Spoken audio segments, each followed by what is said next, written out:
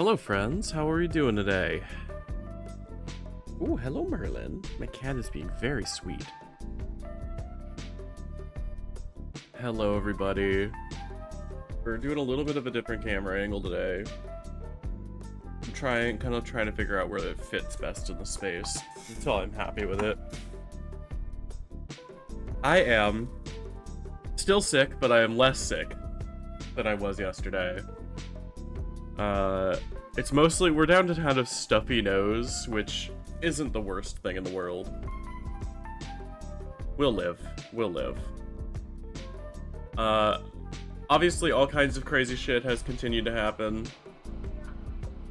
I know today there is an Ice Out protest, especially in Minnesota, so if you're in the area, I think there's a general strike on, don't go to shops and stuff like that, if you can help it. Try not to cross the picket line, but obviously, I'm not sure how widespread that is. Check your local area if there are protests.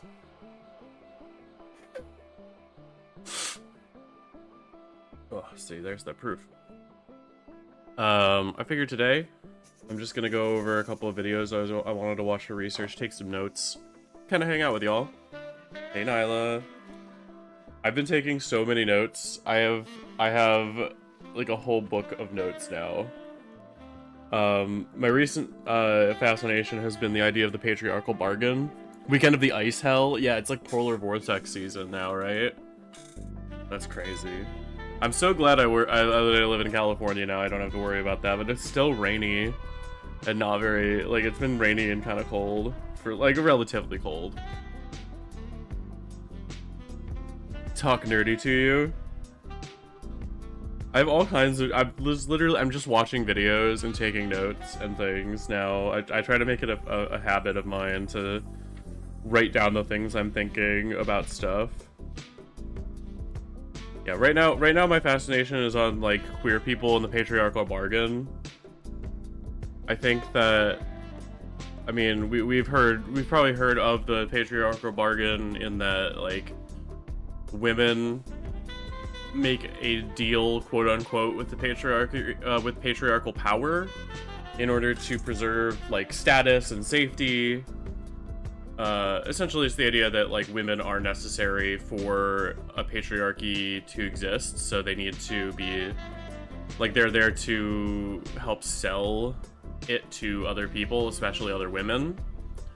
And by doing that, by advocating for the rights being taken away from women, they believe that they are buying themselves some exemption from that.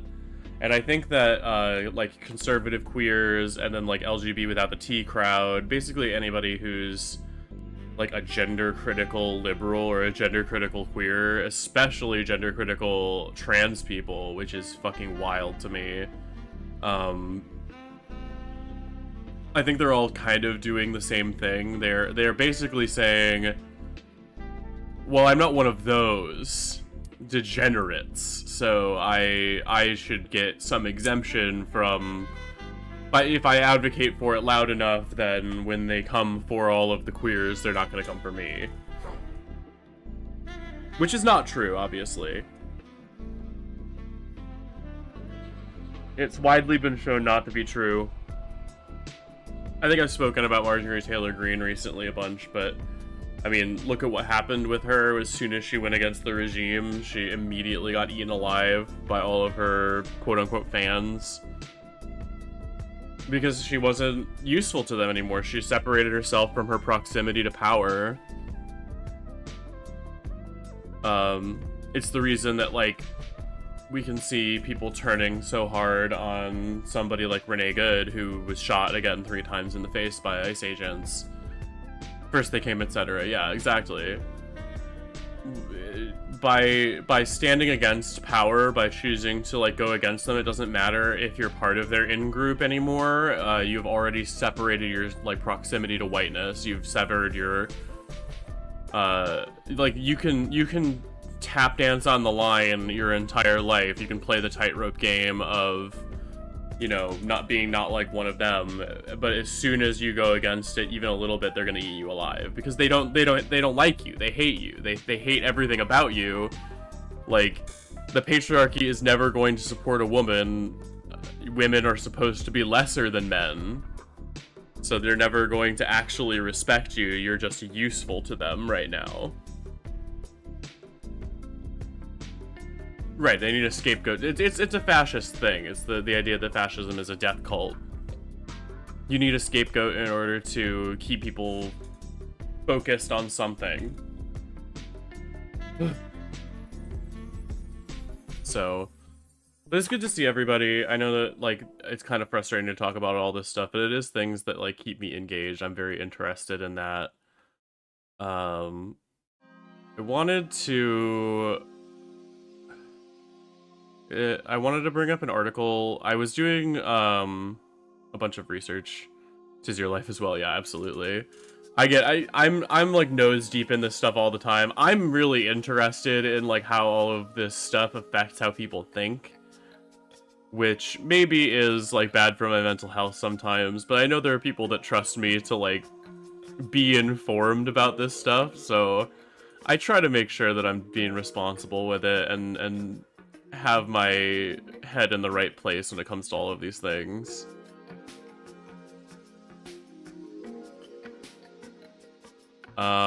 Right, I want to bring up an ACLU article.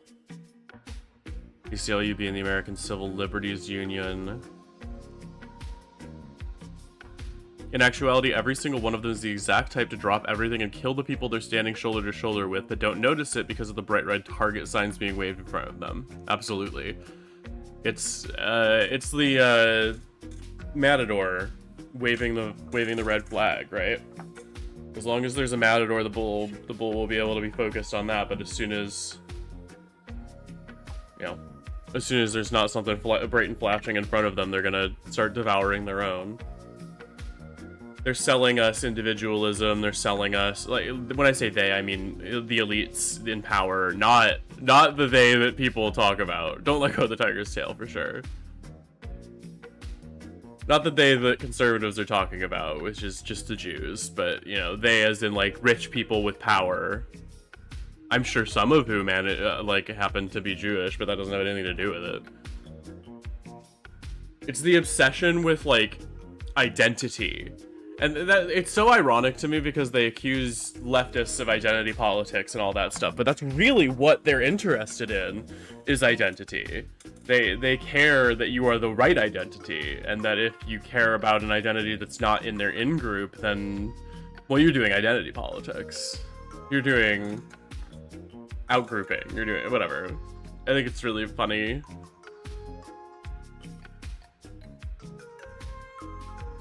Yeah, there is infighting. The people that are like way too racist against Jewish people are mad that some of them are, like, the elites are siding with Israel because they need to in order to maintain their colonialist regime.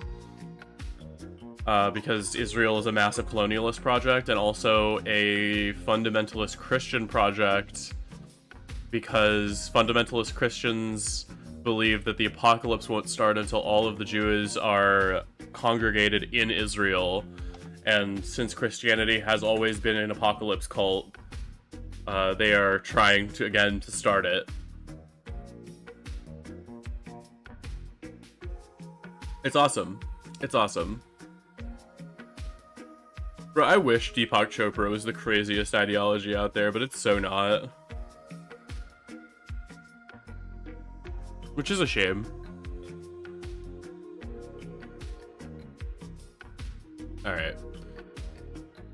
I'm gonna read through this ACLU article talking about patriarchal bargaining and the idea that trans rights are women's rights, and the two are irrefutably connected.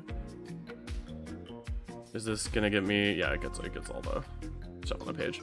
I just wanted to make sure. So this is from March 2023, so it's a little old, but I wanted to read. I think it was still functionally, it was important. And it's an equal rights movement. It's the idea that until women are liberated, no one will be liberated, right? women have historically been an underclass. It's part of why transphobes are so against trans women, because they are insulting masculinity by choosing to turn on it, quote unquote, and become women. Which is the worst thing that a fucking misogynist can think of, is to become more like a woman. March is Women's History Month, which means I'm often asked to name the most pressing issue facing women in America. Answers spring to mind, sometimes faster than I can form the words. The fall of Roe and the black maternal mortality crisis, the persistence of the gender wage gap and the on-the-job sexual harassment, more than 5 years after Me Too, barrier to safe, affordable housing, policing of black and brown mothers leading to needless family separation, the lack of universal paid family leave coupled with the skyrocketing cost of childcare. The list goes on. None of these ills, however, is the subject of so-called Women's Bill of Rights laws being introduced in a growing list of states, including Kansas, Arizona, South Carolina, Oklahoma, and Montana. Instead, this legislation would create a legal definition of womanhood based on the capacity to produce ova, or human eggs. This definition of woman, which is gerrymandered to exclude trans women and girls, would then apply throughout state law, and could make it impossible for trans people to live openly at work, at school, or anywhere in the states they call home. Limiting freedom for trans people worsens conditions for all women by re-entrenching the very gender stereotypes that have underpinned centuries of women's oppression. Turn down the audio just a little bit. That should set off alarm bells for all of us, not just those engaged directly in the struggle for LGBTQ rights. The Women's Bill of Rights is only a sliver of the cruel campaign to deny basic rights to trans people currently underway across the country. And despite its misleading label, it shares a through line with a long and ugly history of gender-based subjugation in the name of biology. For centuries, laws and policies premised on women's biological capacities and a delicate nature were used to shut women out of educational, economic, and civic opportunities. On these grounds, the US Supreme Court upheld laws barring women from becoming attorneys, or bartenders. Similarly, biological arguments were used to exclude black women from the fairer sex, in order to justify extraction of black women's labor under the institution of slavery and beyond. As feminists, we reject efforts to appropriate the rhetoric of women's rights to inflict life-threatening harm on trans people, men or women. Attacking trans people does nothing to address the real problem women face. To the contrary, limiting freedom for trans people worsens conditions for all women by re-entrenching the very gender stereotypes that have underpinned centuries of women's oppression, and that the ACLU Women's Rights Project has worked for more than half a century to dismantle. After all, the very notion that a person should identify with the sex they were assigned at birth for their entire life is a stereotype, as the more than 1.5 million trans people living in the United States attest to every day. Formed in 1972, the Women's Rights Project's earliest cases focused on establishing rigorous judicial review of laws that classified people on gender lines, often based on long-held stereotypes about men's and women's capacities, and without regard to individual abilities, needs, and wants. That work, led by Ruth Bader Ginsburg for the ACLU, included challenging a probate rule that preferred men to women based on the stereotype that any man is more capable of settling an estate than every woman, a housing allowance offered to servicemen, but not servicewomen, based on the stereotype that men should be the primary breadwinners, and an income tax deduction available to women, but not men, based on the stereotype that only women should be caregivers. The plaintiffs in these cases included men as well as women. What they had in common was that each defied gender stereotypes, out of desire or necessity, and all fought to live fully and authentically without laws and policies that constrained them based on gender or their ability to bear children. To live openly as transgender is to seek the same freedom. Not only is there no conflict between demanding rights for women and for all transgender people, advances— I'm gonna sneeze. That one snuck up on me, baby. Woo! Not only is there no conflict between demanding rights for women and for all transgender people, advances in trans rights hold a specific promise for women's liberation. By tearing down laws and policies based on gender stereotypes, we can create the opportunity for each of us to determine our own life story. That's why the Women's Rights Project strives to represent people of all genders, transgender, non-binary, and cisgender, who face barriers based on their sex. Today's avalanche of attacks on trans people, with over 400 anti-LGBTQ bills introduced in state legislatures in 2023 so far, and it's way more now, makes it plain that the gender discrimination of the past is all too present today. Defending trans people is not only a moral duty for the feminist movement, it is central to it. Absolutely. I mean, we see now, with all of these like bathroom bans coming back into effect and things like that, with all of the policing of trans people, the people that are disproportionately affected are cis people who are gender non-conforming. If you you don't even have to be trans to be affected by this. You just have to kind of not match whatever some fucking bigot thinks that a woman is supposed to look like or a man is supposed to look like. You are going to be affected by these things whether you like it or not. Especially women are affected by anti-trans laws because, again, if they can dictate what a trans person can do with their body legally, then they can do the same thing to any woman. Like, what is, like, genuinely there's not a difference other than that they're cis. Working on a story about a 6'5" cis model being harassed in public toilets. Yeah, absolutely. I think that's fucking crazy. Like, you see this happen, especially, I think, to butch people, to tall women. I genuinely think it would be really funny to run a line of shirts or something that just says "not trans, just ugly." Or, like, "not cis, just ugly." I don't know, whatever. Just to fuck with them.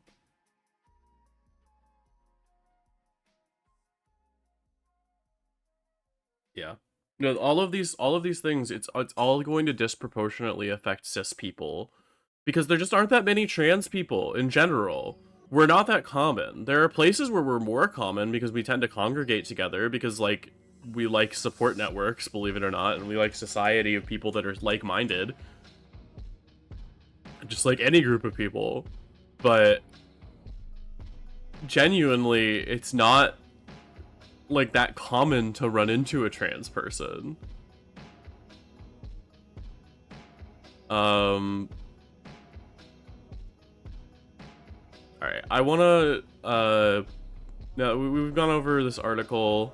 I wanna pull up a recent Happy Pancake video.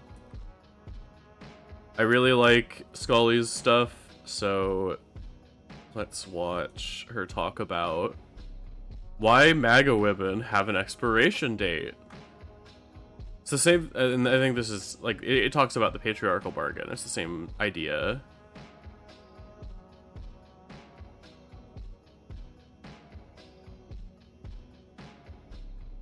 Alright, before we start this, I'm gonna be right back. I'm gonna toss these, and I'll come back around. So, like, 5 minutes. I'll be right back.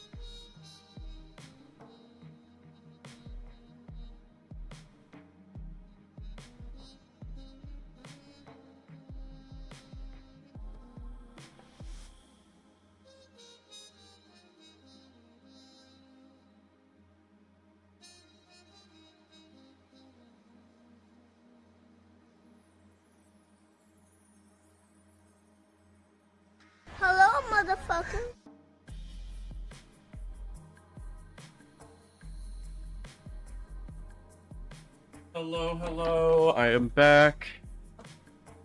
Sorry about that. Hey. Howdy, Maxi. Alright. We are back. Sorry about that. Like I said, I'm still sick, so I'm gonna have to make runs off to like blow my nose and take care of stuff, just because Concrud has really knocked me upside the head.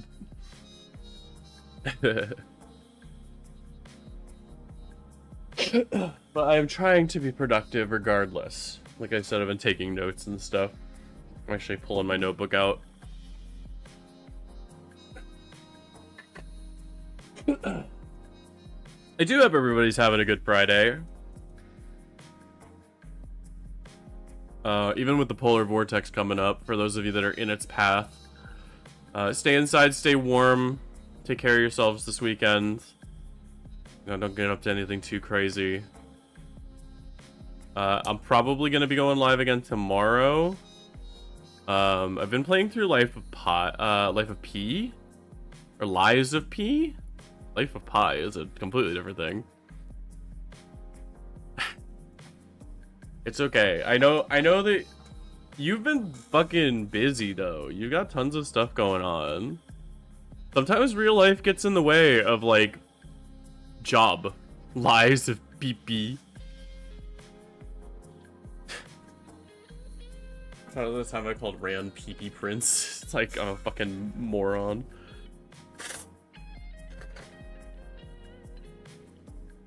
Oh god. It really, I am on the out of like getting sick, right? It has been, we've gotten through the worst of it, but now we have to deal with the several days of like my sinuses still being stuffy.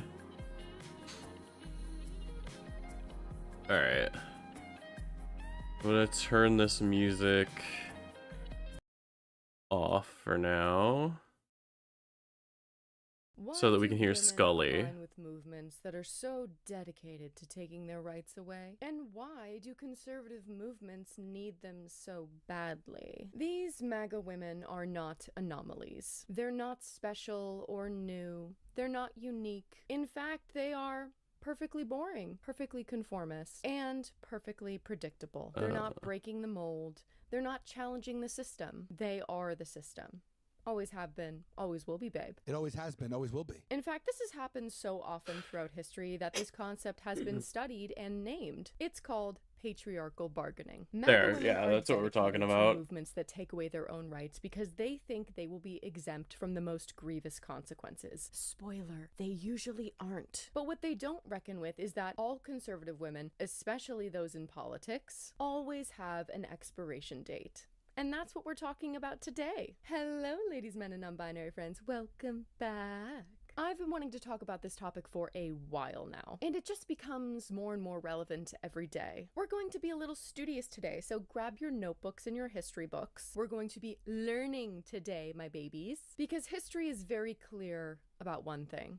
It's really funny this video came out like 5 days ago. I was already like rotating this concept in my head, and this put a name to it that I'd heard patriarchal bargaining, but it was nice to actually watch this, I think, on the flight back home from Annie.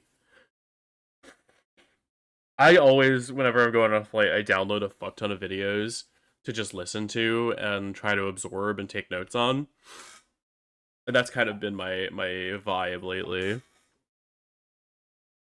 It always repeats itself, and fascism and authoritarian movements never reward women long-term for loyalty. They use them, they sideline them, and then they discard them. Today we're going to be talking about why women, particularly white women, align with these movements. Ignore the nails. I haven't had time to repaint them, okay? I don't want to be hearing it in the comments, okay? Just ignore them. And the historical pattern of women supporting authoritarian systems. And, of course, the consequences of that. And I'll be giving you, as usual, cold hard facts. I may not be nice, but I will never tell you a lie. Let's get into it. Now, to understand this phenomenon, we need to understand patriarchal bargaining. The term patriarchal bargain describes the strategies women employ to gain a greater degree of security and autonomy within the bounds of their sex-based oppression. Different forms of patriarchal oppression necessitate tailored patriarchal bargains. Thus, the concept can be used to reveal the particular dimensions of patriarchy in its various modalities across societies and cultures. Yeah, I mean, I think personally, as the idea that like a trans woman is a woman, right? I mean, like societally, that is the case. You'll hear transphobes bitch and whine about it, but that is the reality of the situation. Is that trans women do fit the the qualifiers in the category of what makes a woman,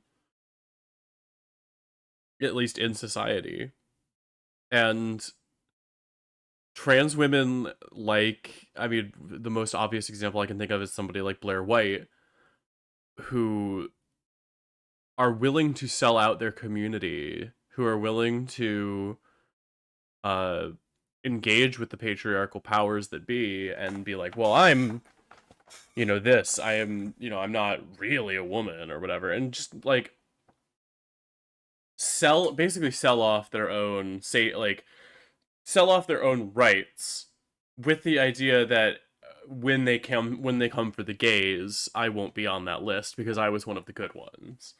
I think really truly that is the essence of the patriarchal bargain. And they are women that are engaging in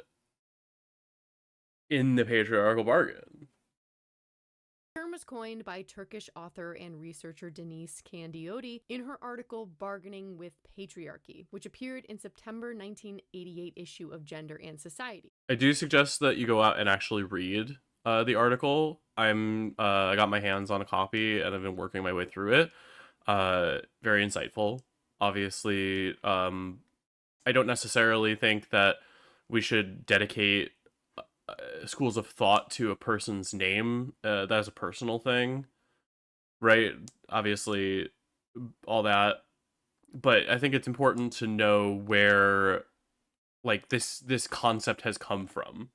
Katie, I was using your art for the for the call to action today. Sociologist Lisa Wade states that patriarchal bargain is, quote, an individual strategy designed to manipulate the system to one's best advantage, but one that leaves the system itself intact. Women like Caroline Levitt and Erica Kirk will always choose their race over their gender. Because while patriarchy suppresses women, white supremacy protects and uplifts white women. And in every era of American history, white women have been rewarded more. Yeah, I think that Maxie's making a good point there. I mean, if you ever heard of the leopard, I'm gonna actually zoom in just a little bit. Oh wow, it's too much. There's the whole leopards eating my face thing. If you go to our leopards ate my face or whatever, it's talking about this concept of people being like, oh well, they won't come for me. I'm one of the good ones. And it's the same thing. It's the same deal. That, like, you're selling yourself on this concept of, well, the leopards won't eat my face. Like, I just think that's a very silly and genuinely dangerous deal to make for anything. You really should not be selling out people in your group. Like, people that are in your community that are openly accepting of you, to then turn on them because you don't like them. I think some of the notes that I have written in here, because I was talking about like conservative gays, and that most of the conservative gays are like gay men. But I think conservative queers have like these opinions about modern queer culture that allow them to like look down on and show disgust for other queer people for living a life that they don't personally agree with. And I think that's fucked up, obviously. I think that we shouldn't like judge other people for the way that they choose to live their lives, even if we don't necessarily like it. Sorry, my vertical was just showing not my face. And then, like, obviously disgust and shame are like fascist emotions that are meant, maybe not, that's not obvious, but I think there's a good case for the idea that like disgust and shame are both emotions that lead to uh fascist outcomes. They are tools that are used to oppress because they keep you in line. If you are disgusted with people, if you, in the way that they're carrying themselves, the way that they're, you are more willing to, that doesn't mean it's a dehumanization, right? You're more willing to strip them of their humanity in your eyes. And I mean, that's where you see gays being like, well, I like men, but I don't think that you should go to like pride parades and not wear any clothes or like do kink. I think truly like the anti-kink crowd too, I think is very unfortunately anti-liberation, because it is the idea that you have to engage a certain way and that certain ways of engaging in sexual pleasure are shameful, which is just an extension of purity culture. And while like kink can be used by as a shield by abusers, when used responsibly, it's insanely like liberating. Oh my goodness, excuse me. Oh yeah, no, absolutely, AD, you're so right. They are so ready to be triggered snowflakes. It's the age old every accusation a confession, right? more for racial loyalty than gender loyalty because of white supremacy. For example, white suffragettes argued that white women deserve the vote before black men, and a lot of suffrage organizations banned black women to avoid upsetting white male politicians. And while white women got the right to vote in 1920, black women did not get the right to vote until 1965 with the Voting Rights Act. Over the past few days, I've talked a lot about patriarchal bargaining. And while we all engage in some forms of patriarchal bargaining, I even mentioned how putting on makeup can be seen as a form of patriarchal bargaining. I want to be clear that we cannot talk about patriarchy without talking about white supremacy. Patriarchy and white supremacy are not separate systems. They actively play off each other and reinforce one another. And historically, this has looked a lot like it does now, aligning with powerful men, enforcing gender norms onto other women, and accepting those reduced rights, or just the perception of those reduced rights, in exchange for your own protection and authority. And we've seen this with a lot of MAGA rhetoric and MAGA figures, selling this idea of returning to traditional family values and morality, which, by the way, is the exact same rhetoric that the Nazis used. Isn't that fun? And I think it's incredible. It's a good thing to remember that the new slogan that the MAGA party is using, America First, I believe it originated with the Klansmen, with the Ku Klux Klan. So that's weird. But also, like, all of this is, I mean, like she said, it's this idea of like they're trying to sell us a return to a traditional family. It's eroding our values, eroding our morality. This is all like, it's all purity culture shit.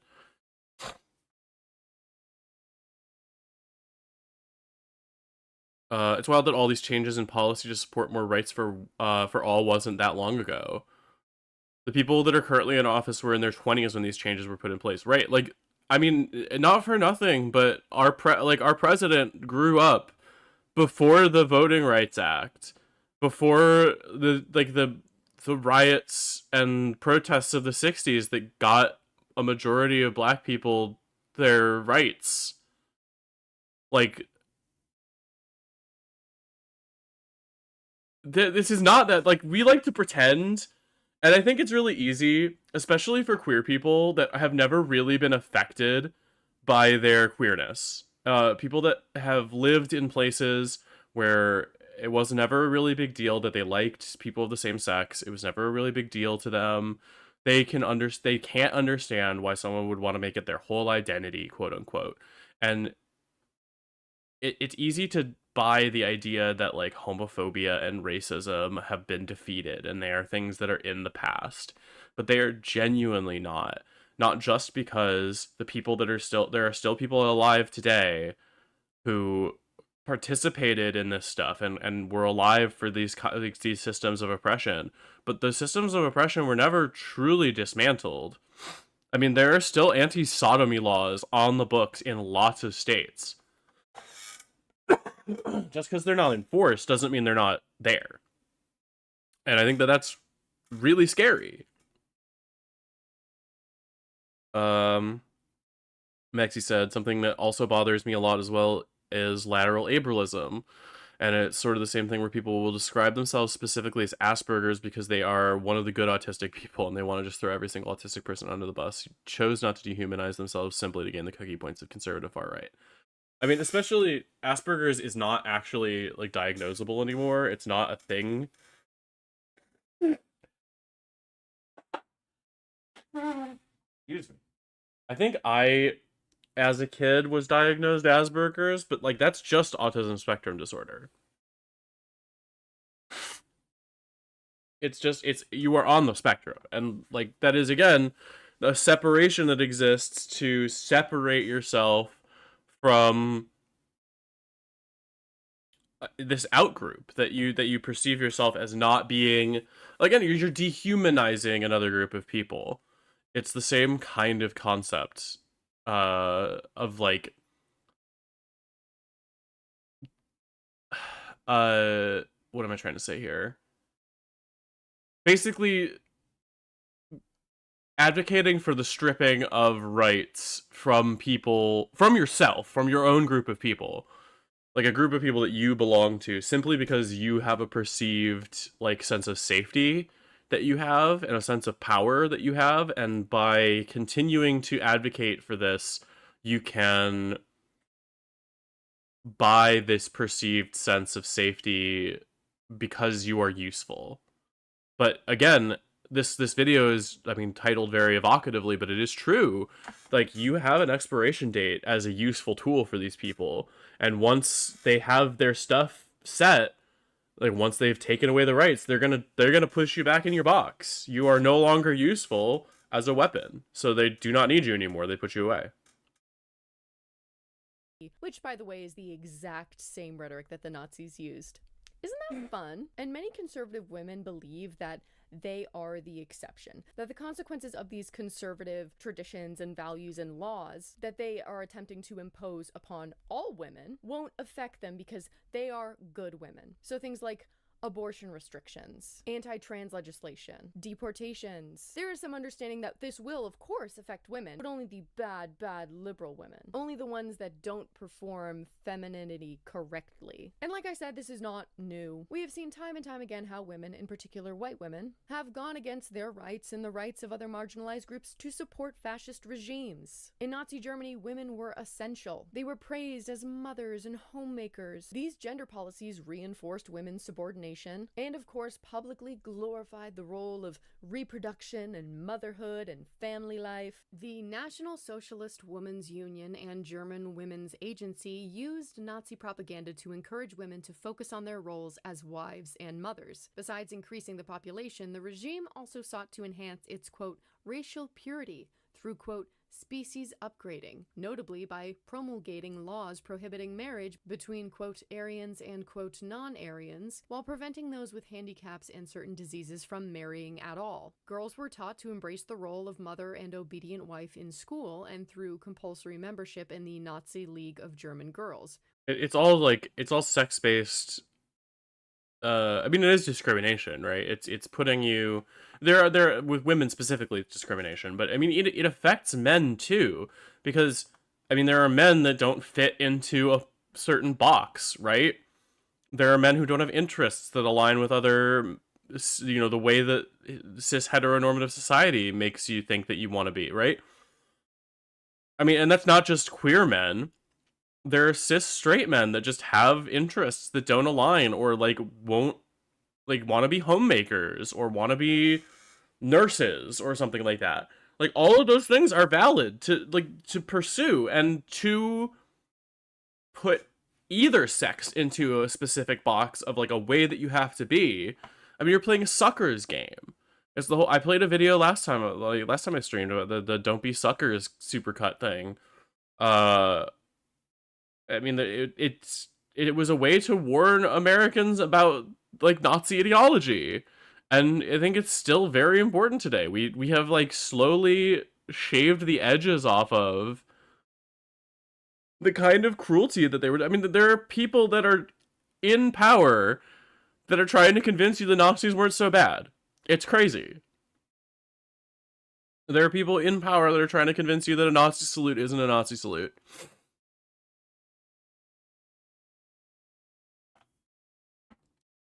Oh god, I bit my fucking lip.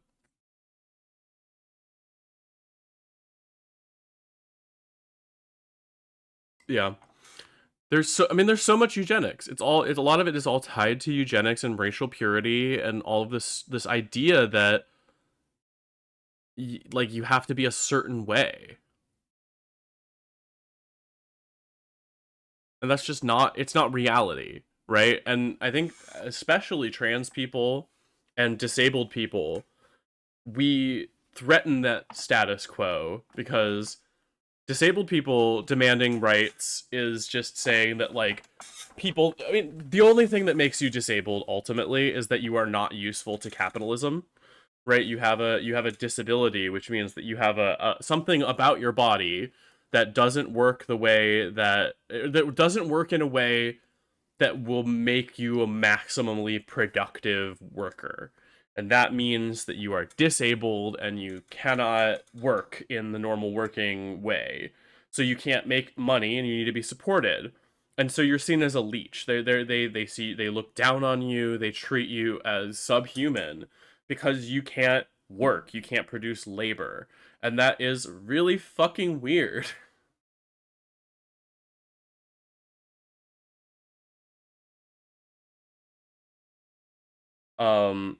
And it's the same thing with trans people. We challenge these status quo boxes that they want to put the sexes into and show that we threaten by existing this idea that a person is born a certain way and needs to be a certain way and needs to have certain loyalties and interests and desires, and anything outside of that is sinful and wrong. Which started at the age of 10 years old. Now, make no mistake, when the war ramped up, they needed bodies and workers, so they had to adjust their messaging a little bit. And of course, the obedient little monsters did plenty of killing as well. An incalculable but significant number of women were accomplices and perpetrators of the Holocaust as plunderers, organizers of deportations, and the mass shootings. Some went so far as to commit murder. Under Benito Mussolini, women were encouraged. I truly think that when MAGA and like fascists in general are done and feel like they've lost the fight against trans people, the next step is to talk about disabled people and how disabled people are leeches on the system. You mentioned useless eaters. I think that like that rhetoric is a lot more widely spread than people think. It's widespread and it's not healthy. These things are really fucking scary. It was a hell of a moment when I learned that them describing leeches wasn't actually about people abusing a system of care, but rather people that literally just need help to live their life regularly. Yeah. No, absolutely. They're saying like it's not people that are abusing the system, it's people that are just using the system. They're considered leeches because again, they're not producing labor anymore. These are people that can't, for some reason or another, produce work and do labor the way that normal quote unquote people can, right? And that's the only thing that separates a disabled person. Like a disability is disabled people are the only like minority group that everyone will be a part of someday, because you will either get hurt or you will age up to a point where you are considered disabled and can no longer produce labor. Those are the two options. I mean, unless you die in like a way that completely preserves your physical health. To produce children for the state. Shocker. But, of course, barred from many professions and political positions. The rise of fascism in Italy during the 1920s and 1930s also had a significant impact on women's rights and freedoms. And fascists want a monopoly on women, too, because they need them to increase their population, right? Because a majority of women are the ones that are producing and caring for children. So they need them to buy into this ideology too. The moment trans people is a talking point have been exhausted by conservative media and disabled and autistic people become the focal point of discussion for the far right, we are unbelievably fucked because it's more likely to become disabled than it is to become trans. True. Well, I mean, it's not gonna get, like... I don't know if that's gonna make it worse, right? Because it's already really bad. I don't know if, like... I don't know how much... I guess maybe knock on wood. I don't know how much worse things can get. Because they're already really fucking bad. And, like, yeah, you could say, like, oh, they could just fucking kill us in the streets, but they like, that's just happening. Like, we're kind of at the end game. And I think it's, like, weird that we're not talking about that. Like, this is, like, we're at, like, concentration camps and kidnapping people off the streets and shooting people that disagree with you. And, like, we have like, things are really bad right now. Fascist regime promoted a vision of women as wives and mothers, emphasizing their role in maintaining the traditional family unit and encouraging them to have large families to support the nation's growth. Women were discouraged from pursuing careers outside. I think it's also, like, I'm pausing the video to talk about side stuff all the time, but you mentioned Tylenol and autism. Excuse me. But, like, that is another way to blame women for a disability thing, right? Like, saying that it is women's fault for taking Tylenol during pregnancy that you're pregnant, like, your child is autistic. It is your fault for giving them medication that you were told to take, or to take medication that you were told to take. Like, your fault. It is pushing that responsibility for something that is not something you can control in any meaningful capacity. You are pushing that responsibility onto women. Yeah, Tylenol is one of the only safe medications to take while pregnant, for sure. Yeah. Because they just want women to be hurting. They want women to feel more pain. I guess. I don't know. I think everybody who says that women don't, like, suffer enough or whatever to, like, deserve all of these, whatever, like, anybody who says, like, giving birth isn't that bad, it can't be that bad, I think you should have to push a watermelon out through your asshole. I think it should be legally required that if you make fun of a woman for complaining during pregnancy, you should have to push a whole watermelon out of your asshole. I think that is the only fair way to make you understand.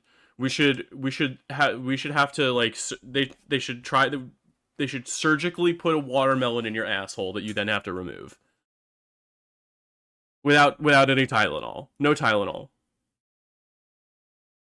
Outside the home, and were subjected to strict moral behavioral codes. Initially, fascism in Italy had an ambivalent view on women's position, and Mussolini promised the leader of the fascist women, Elisa Mager Rizzoli, to introduce women's suffrage. However, he only introduced municipal suffrage and then abolished free elections altogether, making also the municipal suffrage meaningless. After an unsuccessful attempt of the... I think this is another big thing too. Obviously, like, the end goal of fascism is to remove free elections. I think it's important to look at, like, all of these people saying, like, oh, Trump is just joking about not having elections. He's just joking about it. Is that funny? Is it funny to joke that we might dismantle democracy? Oh, we just won't have to have them because, like, everyone will agree. That's what you're saying, that we should take away free and open elections and we should squash dissent, is what I'm hearing. Fascist women to become autonomous in 1924, they were efficiently deprived of all real political influence within the party. The role of women in fascist ideology was foremost to demonstrate her patriotism and support her country by giving birth to children, which she would raise to become soldiers or mothers who in turn would support expansionism. While girls were not banned from studying, the cost for women students were raised to discourage it. And while women were not banned from working, certain restrictions were introduced to prevent women from being placed in authority over men in the any professional life, such as banning women from certain leadership positions in the educational system, which could have given them authority over male colleagues. And of course, in Jim Crow America, white women would uphold racist systems, believing that it would secure their status, while preserving the white patriarchy. In the Jim Crow era, unlike governors or legislators, white women couldn't directly enforce Jim Crow with state power. Unlike the Klan, they generally eschewed direct violence. Their sphere of authority was family, home, and those local spaces considered extensions of the domestic sphere, most notably public schools. Sound familiar? Their work was daily, grassroots, and rarely glamorous. White women were, quote, segregation's constant gardeners. Good white women, and especially good white mothers, married gender roles with a devotion to racial segregation. They had a special obligation to police the color line where public and private life intersected. Midwives classified the race of the babies they helped bring into the world. Public school teachers plucked students suspected of being mixed race from their classrooms. Some educated women nourished the illusion of a more, quote, affectionate segregation in columns containing fond tales of their housemaids and childhood mammies. Authoritarian and nationalist movements weaponize gender roles, promoting women as symbols of virtue and motherhood while restricting their autonomy. And this pattern is not accidental. It is in fact very strategic control. When authoritarian movements use women and value them as symbols, they don't actually have to treat them like citizens or like people. Viewing women as mothers and the reproducers of the nation, it gives women a seemingly elevated position while actually keeping them in subordination. I was muted, sorry. It is also a removal of a part of their humanity too, right? Like, you can argue that women, like, there is an argument to be said, right? Which I think is a stupid argument, but like some fucking weirdos will argue, oh, women exist to bear children, exist for this, whatever reason, or are the best at it because they are, biologically tuned to care for children, whatever. But to reduce women to just a biological function is to remove part of what makes them a person, because part of being human is all of the other things about you, all of those things that make a person, the things that you're interested in, the things that you like learn about, the experiences that you have. To reduce a person to just a biological function that you can perform is dehumanization. And of course, if women ever step outside, it would be like saying that like men only exist to shoot cum. Like, okay, like, yeah, that's a thing you can do, but that's not what men are, right? Men are not just shooting fat ropes all the time, just like women are not just fucking blasting out babies all the time. There's so much other things that make a woman.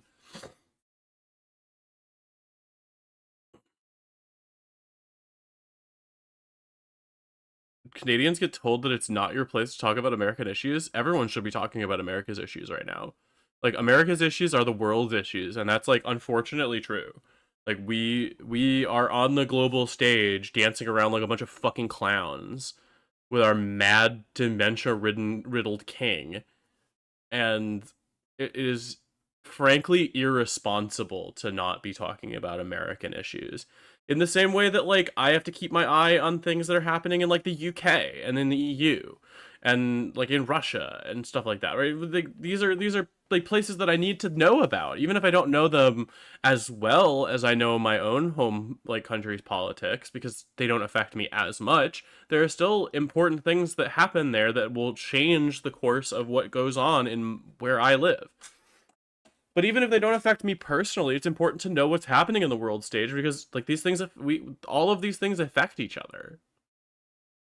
Of that prescribed role, the power system no longer protects her. We're going to talk about Renee Nicole Good. Now, conservatives will coddle white women and use white women's pain to justify their violence and their narrative. But the minute you do not serve their agenda, they will drop you like a goddamn bad habit. And Renee Nicole Good is a perfect example of this. She was a wife. She was a mother. She was a beautiful I was talking about this with Marjorie Taylor Greene. It's the same thing. I think I even mentioned Renee Nicole Good.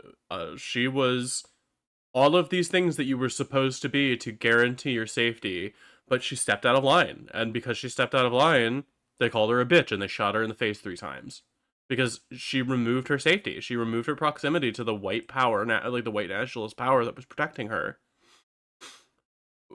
And like, she didn't want that protection, but it is a level of protection that you are offered by choosing to conform a certain way.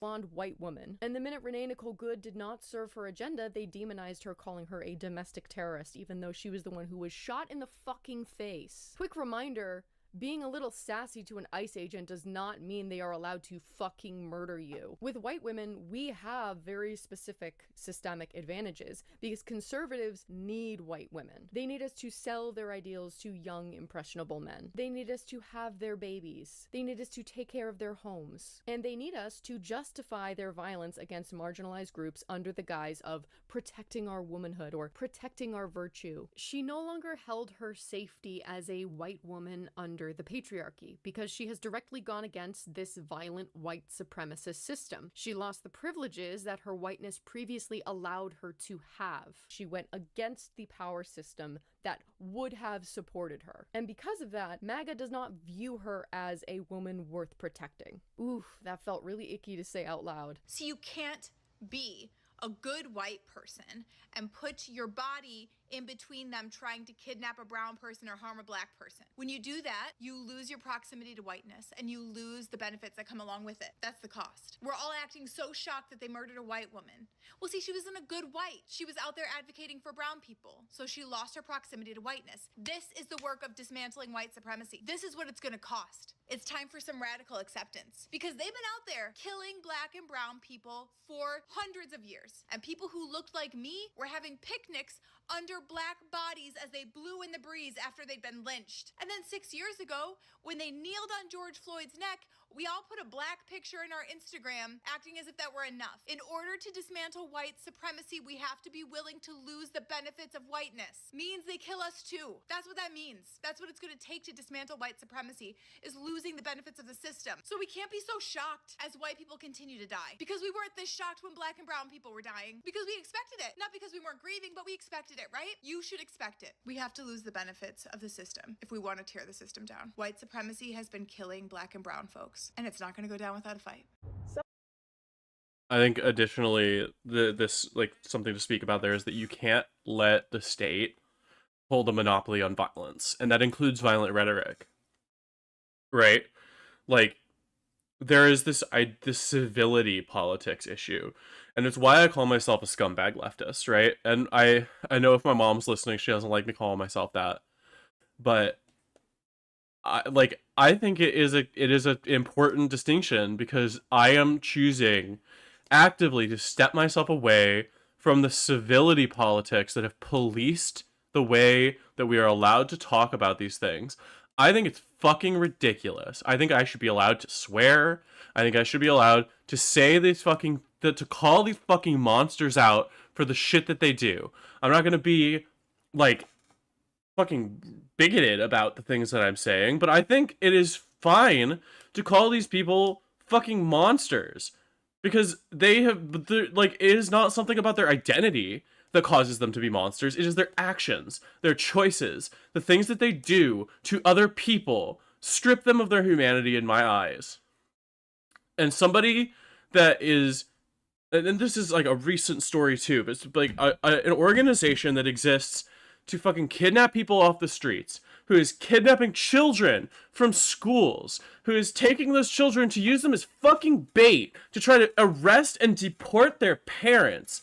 You do not deserve the rights to exist in polite society anymore. And I'm tired of playing around and dancing around civility and saying that, like, oh, you have to engage it in a certain way. You have to do it a certain way. You need to talk about it a certain way. No, fuck them. That's fucking insane. The things that they are doing are monstrous. That is shit that cartoon villains do. That is shit that Nazis do. And that's not supposed to be what we are. I don't know. It's just, I think it's important. Hydrate, I can do that. Let me throw the video back on. I'm going to grab some water and refill my cup. I definitely do need some water. Some of y'all have been asking, why would they kill a blonde-haired, blue-eyed white woman? Well, in essence, that's a nigga lover, quite honestly. A lot of people don't realize that it wasn't just black people that were lynched, especially when we talk about the 1900s, when we talk about the 1800s, whenever. But white people that were too heavily associated with black people were also lynched. This is why John Brown was considered to be a bigger traitor than a Harriet Tubman to some of these people, because white people that are willing to abandon other white people to help Negroes, brown people, Muslim people. She is a threat. She was a threat to them just by being willing to abandon her whiteness. They don't care if you live or die if it doesn't serve their agenda. Now, I want to touch briefly on the tradwife movement. I've talked about this a lot in previous videos, so I'm not going to be spending too much time on this. Check out my other videos here in the description, but I do want to mention this because this is the fantasy that the Conservative Party tries to sell to people, and it is a fantasy. Stephanie Coontz describes in her book, The Way We Never Were, American Families and the Nostalgia Trap, how the concept of the traditional family has shifted and changed so much. You're super right. I mean, like, everything that you're saying in chat is so right. You're all really funny. But yeah, like, these are actions, like these are supposed to be things that we recognize as the actions of supervillains, and yet when our government does it, we have to like there are so many people that are ready to swallow the whole boot and gargle the laces. It's insane to me. Like, this is supposed to be the stuff that we stand up to. And I'm glad to see there's been resistance. But so many people are willing to go to bat to defend the actions of these fucking monsters. And it's really frustrating to know that, like, I mean, I'm sure I'm not alone in this, but it's really frustrating to know that, like, members of my family are probably still going to bat for this. And if I tried to talk to them about it, they would tell me to stop listening to fucking CNN. It's just really disappointing. They're too banal to be recognized as super incredible. Much over the past few centuries and varied greatly across different cultures, classes, etc. And how we can so often— Well, you're right. Like, I think it's the idea that, oh, don't believe what you see on the internet. Yeah, as if, like, the internet isn't a source of free information that they are desperately trying to crack down on.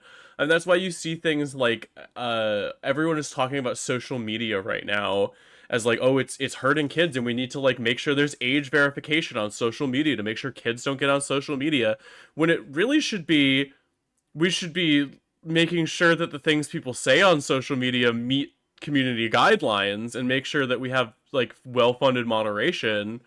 It is, instead, we should just get all of the information of all of these children so that we can surveil them. Or we should, like, you should be able to know exactly who you are. You have to give us your ID, remove all anonymity that the internet offers. Like, they are so trying to crack down on the freedom of information that the internet offers. It has constantly been a source of, though it can very easily be used as a source to spread lies and misinformation, as we have seen, it can do even greater good by allowing for freedom of information to be spread faster and farther than it ever has before. And the barrier to entry for accessing information has never been lower. Like, you are now more likely to easily access infinitely more information than you would have had access to even, like, 100 years ago. Yeah, if they had done something about Facebook 10 years ago, but I still wouldn't say that it would have to be, like, age verification with your fucking government ID. They shouldn't, it's very clearly a way for them to tell, it's a way for people in power to be able to tell who you are and tell you what you can and can't say, and then be able to actively punish you for posting. Which, like, already happens. Like, not for nothing, but I've been banned from airlines because of things that I posted on the internet. And that's, like, crazy.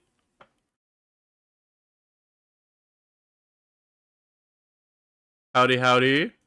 And look at the past with rose-colored glasses and look fondly on times that maybe weren't so great. And the idea of a 1950s traditional, secure, and happy patriarchal family is built upon this Disney-fied mythological idea. I think it's so weird. It's so weird to me that the QAnon types stopped like posting openly as soon as their international cabal of pedophiles was actually proven to be true.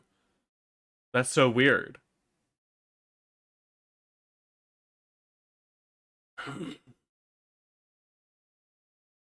And not based in historical reality. And the tradwife movement is a direct result of this fantasy, this desire for nostalgia. In a world where most of us have to work multiple jobs and get to be exhausted every day and barely pay our bills, the tradwife movement peddles this fantasy to women that can be tempting. You don't have to work, you can just tend to your home and have babies, and your husband can go out every day and make the money. All you have to do is sacrifice that little bit of autonomy. Yes. I love You her. don't have to worry about these silly little modern problems. No. And this ideology promises women security, leisure, the noble purpose of raising a family and taking care of a home. Yeah, absolutely. Alex Jones should be like in prison for the shit that he was able to say. But he is allowed to just be, I mean, again, like this whole freedom of speech thing, right? I think that the shit that he said was so harmful that he should have some kind of consequences. But instead he's allowed, like, again, they say cancel culture, and yet fucking all of these people are allowed to go and whine on the biggest audience, on the biggest platforms I've ever fucking seen. And like, the canceling doesn't exist. Like, unless you're some teeny tiny person, canceling is not real. If in fact, for people that are quote unquote canceled, it's often good for their career because they're able to like latch onto the conservative grift. Cancel culture's gone too far. It got Ellen.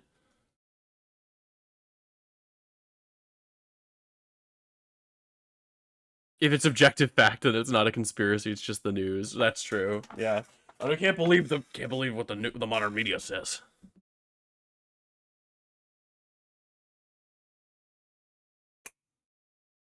Yeah, absolutely. I think it's super weird that all of the pedophile hunters have shut the fuck up now that it's super clear that Trump is on the Epstein list. Because again, it's the blinders. They construct the ideological blinders on, and if you even peek a little bit to either side, you will be forced to reckon with reality and the fact that like you have been shamming for a cult for 10 years. And, most importantly, fulfillment. Now, you and I both know that the tradwives advertising this lifestyle aren't actually tradwives. They are entrepreneurs. They are content creators cosplaying as tradwives. They are hypocrites. Nara Smith, Ballerina Farm, even Erica Kirk, they are the biggest hypocrites. They are advertising a life that they do not have. They are selling an idea that they themselves do not subscribe to. Because if they really believed the bullshit they were spouting, they would be in the kitchen making some bland-ass casserole for their 9 children, not doing interviews with CBS, not posting content online, not running businesses, not working as the press secretary, not doing any of this stuff. They are actively participating in roles that their ideology says they should not even be occupying. And for actual tradwives that were sold this fantasy, it is more likely to be a horror story than an actual happily ever after. In one of my recent videos, I talked about how divorce rates in the South are rising and are actually higher than the rest of the country because it's being shown over and over again that this traditional family idea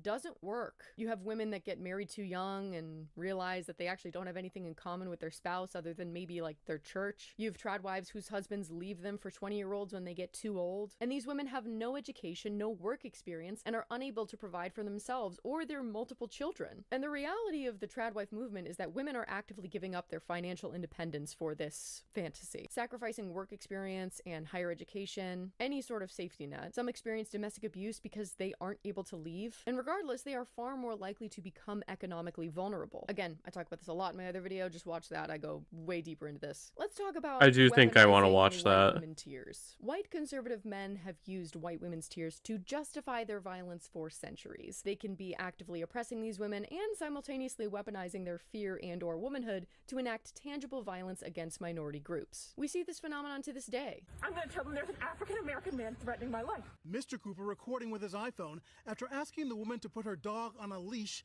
in a bird-watching sanctuary. At some point, she decided that, oh, I'm going to play the race card, I guess. Today, prosecutors revealed Miss Cooper made a second 911 call, claiming he tried to assault her. Being threatened by a man in the ramble. Please send the cops. Oh my god. You don't need to fucking split me off. It's assault. Fuck you. Jesus Christ, you fucking assaulted me. You fucking split me off with those witnesses. She wouldn't move her feet. You fucking split my feet. You wouldn't move your feet. You were sleeping. You wouldn't move your feet. What? He fucking assaulted me. You wouldn't move. You need to leave. Please move, ma'am. I can. Do you live here? I'll answer that question, excuse me. I don't like the fact you have your phone in my face. Okay, I don't like the fact that you're blocking me for where I pay. All I'm asking is what unit? But you're not, I don't need to tell you that information. Why the fuck are you asking? It's not your building, you're not the owner. You pay rent. No, I want to know who you're going It's so fucking crazy. People are so ready to be cops. They're so ready to sell out their own. Like, this is a working class person in the same fucking boat as you, sister. What are you doing? You just because you're racist? I am. Why? Because I would like to know who's friends and why you're here. I live here. And if you do, then I would like to meet you because you're a neighbor. And you're gonna start off on a good note. And of course, the most famous and decidedly one of the most brutal and heartbreaking is the story of Emmett Till. Emmett Till was a 14-year-old boy who was abducted, badly beaten, and killed in Mississippi in August of 1955. Till lived in Chicago, but was visiting family in Mississippi, which was a racially segregated state with a history of violence against black people. While Till was in Mississippi, he was accused of whistling at a white woman. The woman told her husband, Roy Bryant, who was enraged. Roy and his half-brother J.W. went looking for Till. Till's body was found 3 days later in the Tallahatchie River. He had been beaten and shot. His body was returned to Chicago for an open casket memorial. Tens of thousands of mourners attended. Roy and J.W. stood trial for murder, but were found not guilty. A year later, the two men confessed to a magazine that they killed Emmett, but the case wasn't reopened. Decades later, Roy's wife admitted that Emmett never harassed her in the first place. And this is just one of the many ways that the conservative... Just fucking insane. That story is so crazy to me. I mean, it's not crazy to me, right? It's the sort of thing that you even come to expect, but it is so tragic, even like decades and decades later. I mean, like, she didn't even get harassed. She just wanted to hurt this fucking kid. Just because the cruelty is the point. Just because you want to have some power over somebody.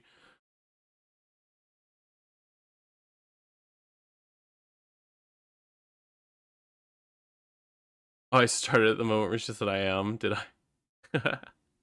Party needs white women and the way that white women are complicit or actively perpetuating this violence. It's not shocking to me that there are women in incredibly public positions in this administration. Again, the Trump administration is parading them around like ratty little dolls to try and prove that they aren't as restrictive as their policies and stances suggest. We have, of course, Christy, dog killer gnome, at the head of the Department of Homeland Security, Pam, I protect pedophiles Bondi, as the Attorney General, and Caroline, leave the lips alone, as press secretary. But this also means that when this regime comes crashing down, it's these women whose heads will be on the chopping block. Metaphorically, of course. This video is still on YouTube. It's going to be these women in incredibly public roles. I initially found it strange that Stephen Miller was not given a more high-ranking position in the Trump administration because he seemed to be pretty involved with everything that they were doing. But I looked it up. His positions are literally Deputy Chief of Staff for Policy and Homeland Security Advisor, which I guess is like nothing to sneeze at, still pretty high level. And of course, his ugly face still makes plenty of TV appearances, but he's not like heading his own department or anything. This is a tinfoil hat theory, so just bear with me. But I wonder if it's so he's protected when this all comes to an end. So we can say things like, no, I wasn't the head of DHS. I was just an advisor. Kristi Noem was the one making all of the decisions. And using these women as scapegoats. Make no mistake, I don't feel bad for these women. Their actions are just as heinous, and they've contributed to the violence this administration has enacted on innocent people. But I find that interesting. We're already seeing conservative women getting pushed out of their positions of power as the Trump regime gets more and more comfortable with their overt bigotry. For decades, the anti-abortion movement has aggressively promoted women into visible leadership roles. It's for cynical reasons, namely to bat off entirely accurate accusations that the movement is misogynist. Never mind that there have always been women who are eager to police the bodies and behaviors of other women. Enough people are credulous or at least disingenuous enough to think that, quote, I'm a woman means I can't hate other women is an actual argument. For ambitious women who want to climb the ranks of Republican politics, anti-feminism has long been the steadiest of ladders. The propaganda value of their gender outweighed their party's larger hostility to women in leadership. But now that Roe v. Wade has been overturned and Donald Trump is back in the White House, many on the right feel they no longer need to hide their naked sexism fueling their movement or put up with the annoyance of women in even token leadership positions. As Kira Butler at Mother Jones reports, the anti-abortion movement is embroiled in an escalating civil war right now over these issues. Male leaders of the Christian right have been swarming Kristen Hawkins, the 39-year-old head of a, quote, student anti-abortion group, demanding her ejection from the movement. It started after she objected. This is something like if you're associated with a student-run group, especially if it's just like a club on campus, like you gotta, and you're an adult, you gotta get out of there. You can't be there.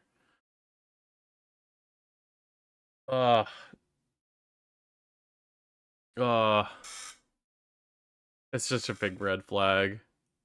To Republican legislators introducing bills to charge women who get abortions with murder, an extreme move she fears will backfire on the movement.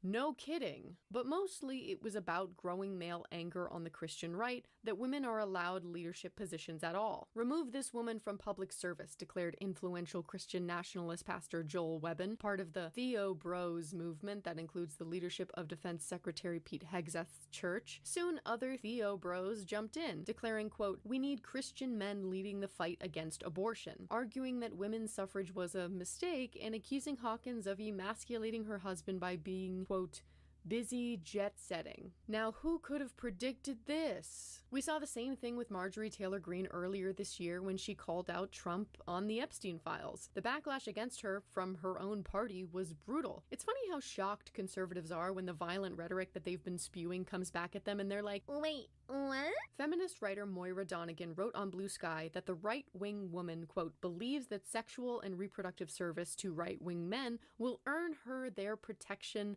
affection, and material support. She is wrong.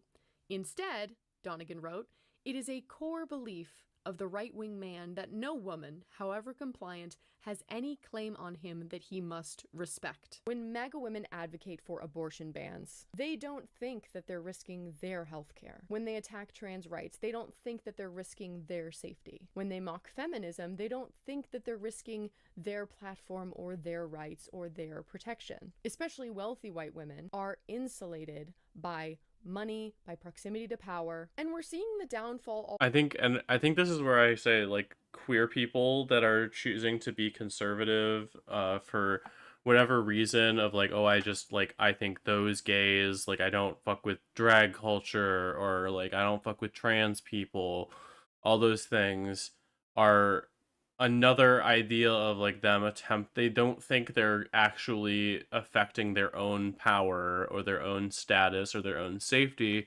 because they exist in a culture that is so insulated from like homophobia. Even like, isn't like Peter Thiel gay? Am I wrong when I say that?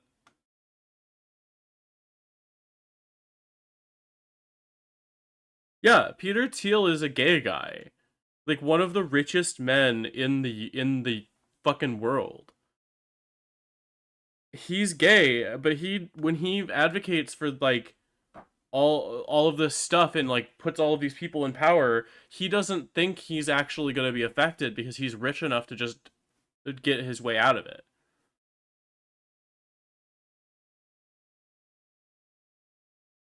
Already, with MAGA women realizing that conservatism was never looking out for them and the Trump administration was never on their side. The craziest thing has happened to Yeah, me I think a few so, weeks ago, Fatih. and I really feel the need to share it from the position of a very pissed off conservative Christian woman. I almost died. I almost died because I was denied medical care. Yeah, white woman here. We gotta stop only caring about it when it affects us directly, man, because this is so embarrassing. We have been trying to tell you that abortion is healthcare, and yes, eventually you may need it, or someone you know may need it, someone you care about. And in this case, you voted for a person, you voted for policies that would make sure that when you needed that healthcare, it backfired now, didn't it? She then goes on to say the phrase that we have just been hearing ever since November, 2024. I did not vote for this.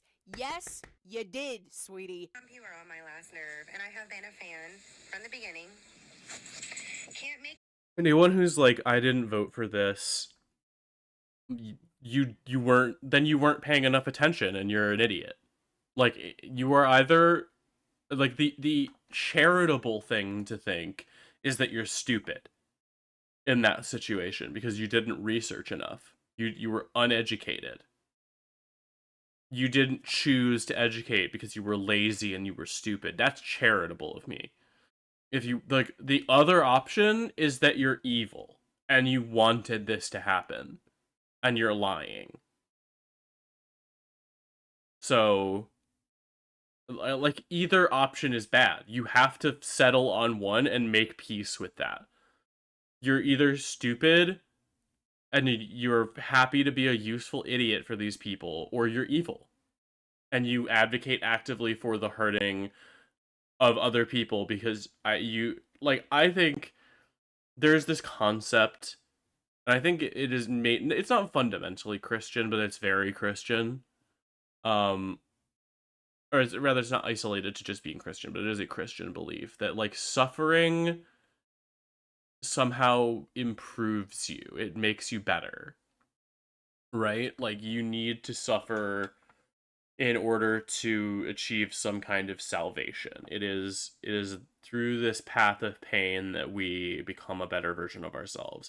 And while I agree to some extent, right, there are hardships that are sometimes necessary to go through, you don't need to live like that. I don't think it is good to willingly inflict suffering on people, even if you think it's going to, like, put them through a tribulation that might end up saving them. Like, I think that's bad. America great if they ain't got nurses, right? Apparently, they have not made the Trump administration list for professional jobs. They left nurses off. I don't know if that was a mistake. Are you kidding me right now? But the real kicker is that all of these videos of people leaving MAGA, it's rarely them looking outside of themselves and coming to some realization that maybe they were wrong. It's because I truly think that these people, maybe our art's incapable of introspection, but introspection on, like, the scale that they would need to do in order to, like, decide for themselves that they needed to be better, that introspection would completely shatter them. It would require them to do so much reconfiguration that it would totally destroy them from the inside out. And I think that that's a fucking shame, because some of these people maybe need that. Sometimes it's important to, like, have your worldview completely shattered, especially if it's a hateful one like this. It's never about them deconstructing, and it is almost always, I thought it would affect other people and not me. Basically saying that they were okay with this cruelty and this violence until it affected them or people in their lives. It ultimately comes from not viewing other humans as human and realizing that they are not at the elevated status that they thought they were. And I frankly don't have any sympathy for these people anymore. I know that that's kind of like a controversial thing to say, that, like, oh, they're just not educated enough, whatever. I believe people can change, but you gotta be the one to do it. and it can't just be out of self-preservation. I can't drag your ass to the light. Right now, you are not a victim. You are the one who is the perpetrator of violence and evil, because you're the one who has been the perpetrator of violence and evil. You were supporting concentration camps and pedophiles. If you haven't got it by now, I can't help you. I can't be any clearer. You are not the victim. You might be experiencing consequences. You are not the victim here. People are getting tortured and killed and raped. I think that's like a super poignant thing too, is like, you are not the victim, you are experiencing consequences for your actions. And there is a big distinction between those two things. Like, this is not oppression. You are experiencing consequences for the bad things that you did, which is something that you are supposed to support. So, I don't know. Because of this regime. But I especially don't have any sympathy for people that are still MAGA. You are the same kind of disgusting cockroach that freedom fighters and revolutionaries and activists have been squashing in this country for years. And yes, I realized after I put this in the script that it was based on a Dean Winchester quote, and I'm not mad about it, I'm keeping it in. Authoritarian systems require women's labor and loyalty, but will always prohibit their full autonomy. And these systems will take great lengths to almost like flattering women initially, putting them up on this impossible pedestal, and then restricting them once they are invested in the system and the ideology. If you're someone who has been, how do I put this, inconvenienced by the Trump administration recently, you are not allowed in the club unless you do some serious deconstructing. You have a lot of work to do before we let you come sit with us. Intersectionality is the only way forward. Progressive movements often have the reputation of being rigid or demanding a lot. You know, you're not actually progressive unless you are in support of gay and trans rights, Black Lives Matter, Free Palestine, abolishing ICE, taxing the rich, universal health care, defunding the police, disability rights, etc., and then actually doing what you can in your own communities to implement these movements and help these marginalized groups. Moving towards a more inclusive society, advocating for identities that aren't yours, it helps all of us. It creates safety nets and protections and rights for all of us. Because when you start discriminating against trans people, it doesn't just affect trans people, it affects tall women, masculine-looking women, Black women in particular, because those are groups that don't fit inside the box of acceptable femininity. The increased deportations. He's literally just all saying the things that I said earlier. I could have just sat here and shut up. It's not just immigrants that are getting swept up by ICE. It's US citizens. It's people that have come here legally, done everything the right way. If you want to learn a little bit more about this, I have plenty of videos that discuss this very topic. I have a video on the most recent uptick in anti-trans legislation, anti-trans laws will ruin your life too. And my most recent video on ICE, ICE is going to ruin your life too. Because it's true. Those anti-trans laws have led to cis women losing their jobs, being discriminated against or attacked. Anti-trans laws led by conservative politicians are doing the opposite thing that they are claiming to be setting out to do, protecting women. Because remember, conservatives don't care about women. Same with ICE. Obviously, the most recent example is Renee Nicole Good. But ICE have been attacking US citizens and innocent people living in America for years now. They are rotted, disgusting fucks. And the more you start to see that the government isn't like a perfect little machine, that it is incredibly flawed, and there are plenty of things that slip through the cracks with no accountability, you will begin to realize that ways they attempt to differentiate us are negligible. They do not matter. There are systemic advantages, of course, but it will always be everyday Americans versus the 1%, versus those with the most power. I am always learning and unlearning, and I try best to stay on top of news that happens outside of my own personal bubble. I have plenty of people that I follow that are giving me updates in their own communities that help me stay aware, and I'll list some of those accounts in the description so you can follow them too. But we all gotta do our part. We all gotta stick together, because this is a fight that we can't win unless we watch each other's backs and stick up for each other. But what is the point of this video? Honestly, I'll admit this is mostly for my own sanity and my own personal enjoyment, a little bit of hope core. I will revel in seeing these women crumble and be thrown aside when the time comes because of all the tangible harm that they've done not only to women, but people of color and queer and trans people and immigrants, the list goes on and on. But I will also pray to whatever gods that are listening that there just might be a conservative or conservative leaning woman watching this right now who sees the history and who sees all of this and gets the hell out, that makes amends, that adjusts their worldview. I hope that this can either embarrass them enough. That's what this is, right? This is like when I'm sitting here and talking to, I know that when I watch somebody talk and I have opinions about the things that they say. I don't think I'm gonna change their mind per se, right? It is more trying to share my point of view to a potential audience, to people that are seeing the things that I'm saying, who are listening to the things that I'm saying, who are bringing it in to their own consideration, and then being able to like synthesize that into a more well-balanced, complete worldview. Because that's what's important. That's what makes a well-balanced person, is taking in all of these outside perspectives. It's another reason I was so fucking offended when somebody came in chat and told me I should open myself up to outside perspectives more, as if that's not like one of my favorite things to do and something I pride myself on. I try very hard to open myself up to like perspectives that aren't mine. I just don't choose to listen to stupid people.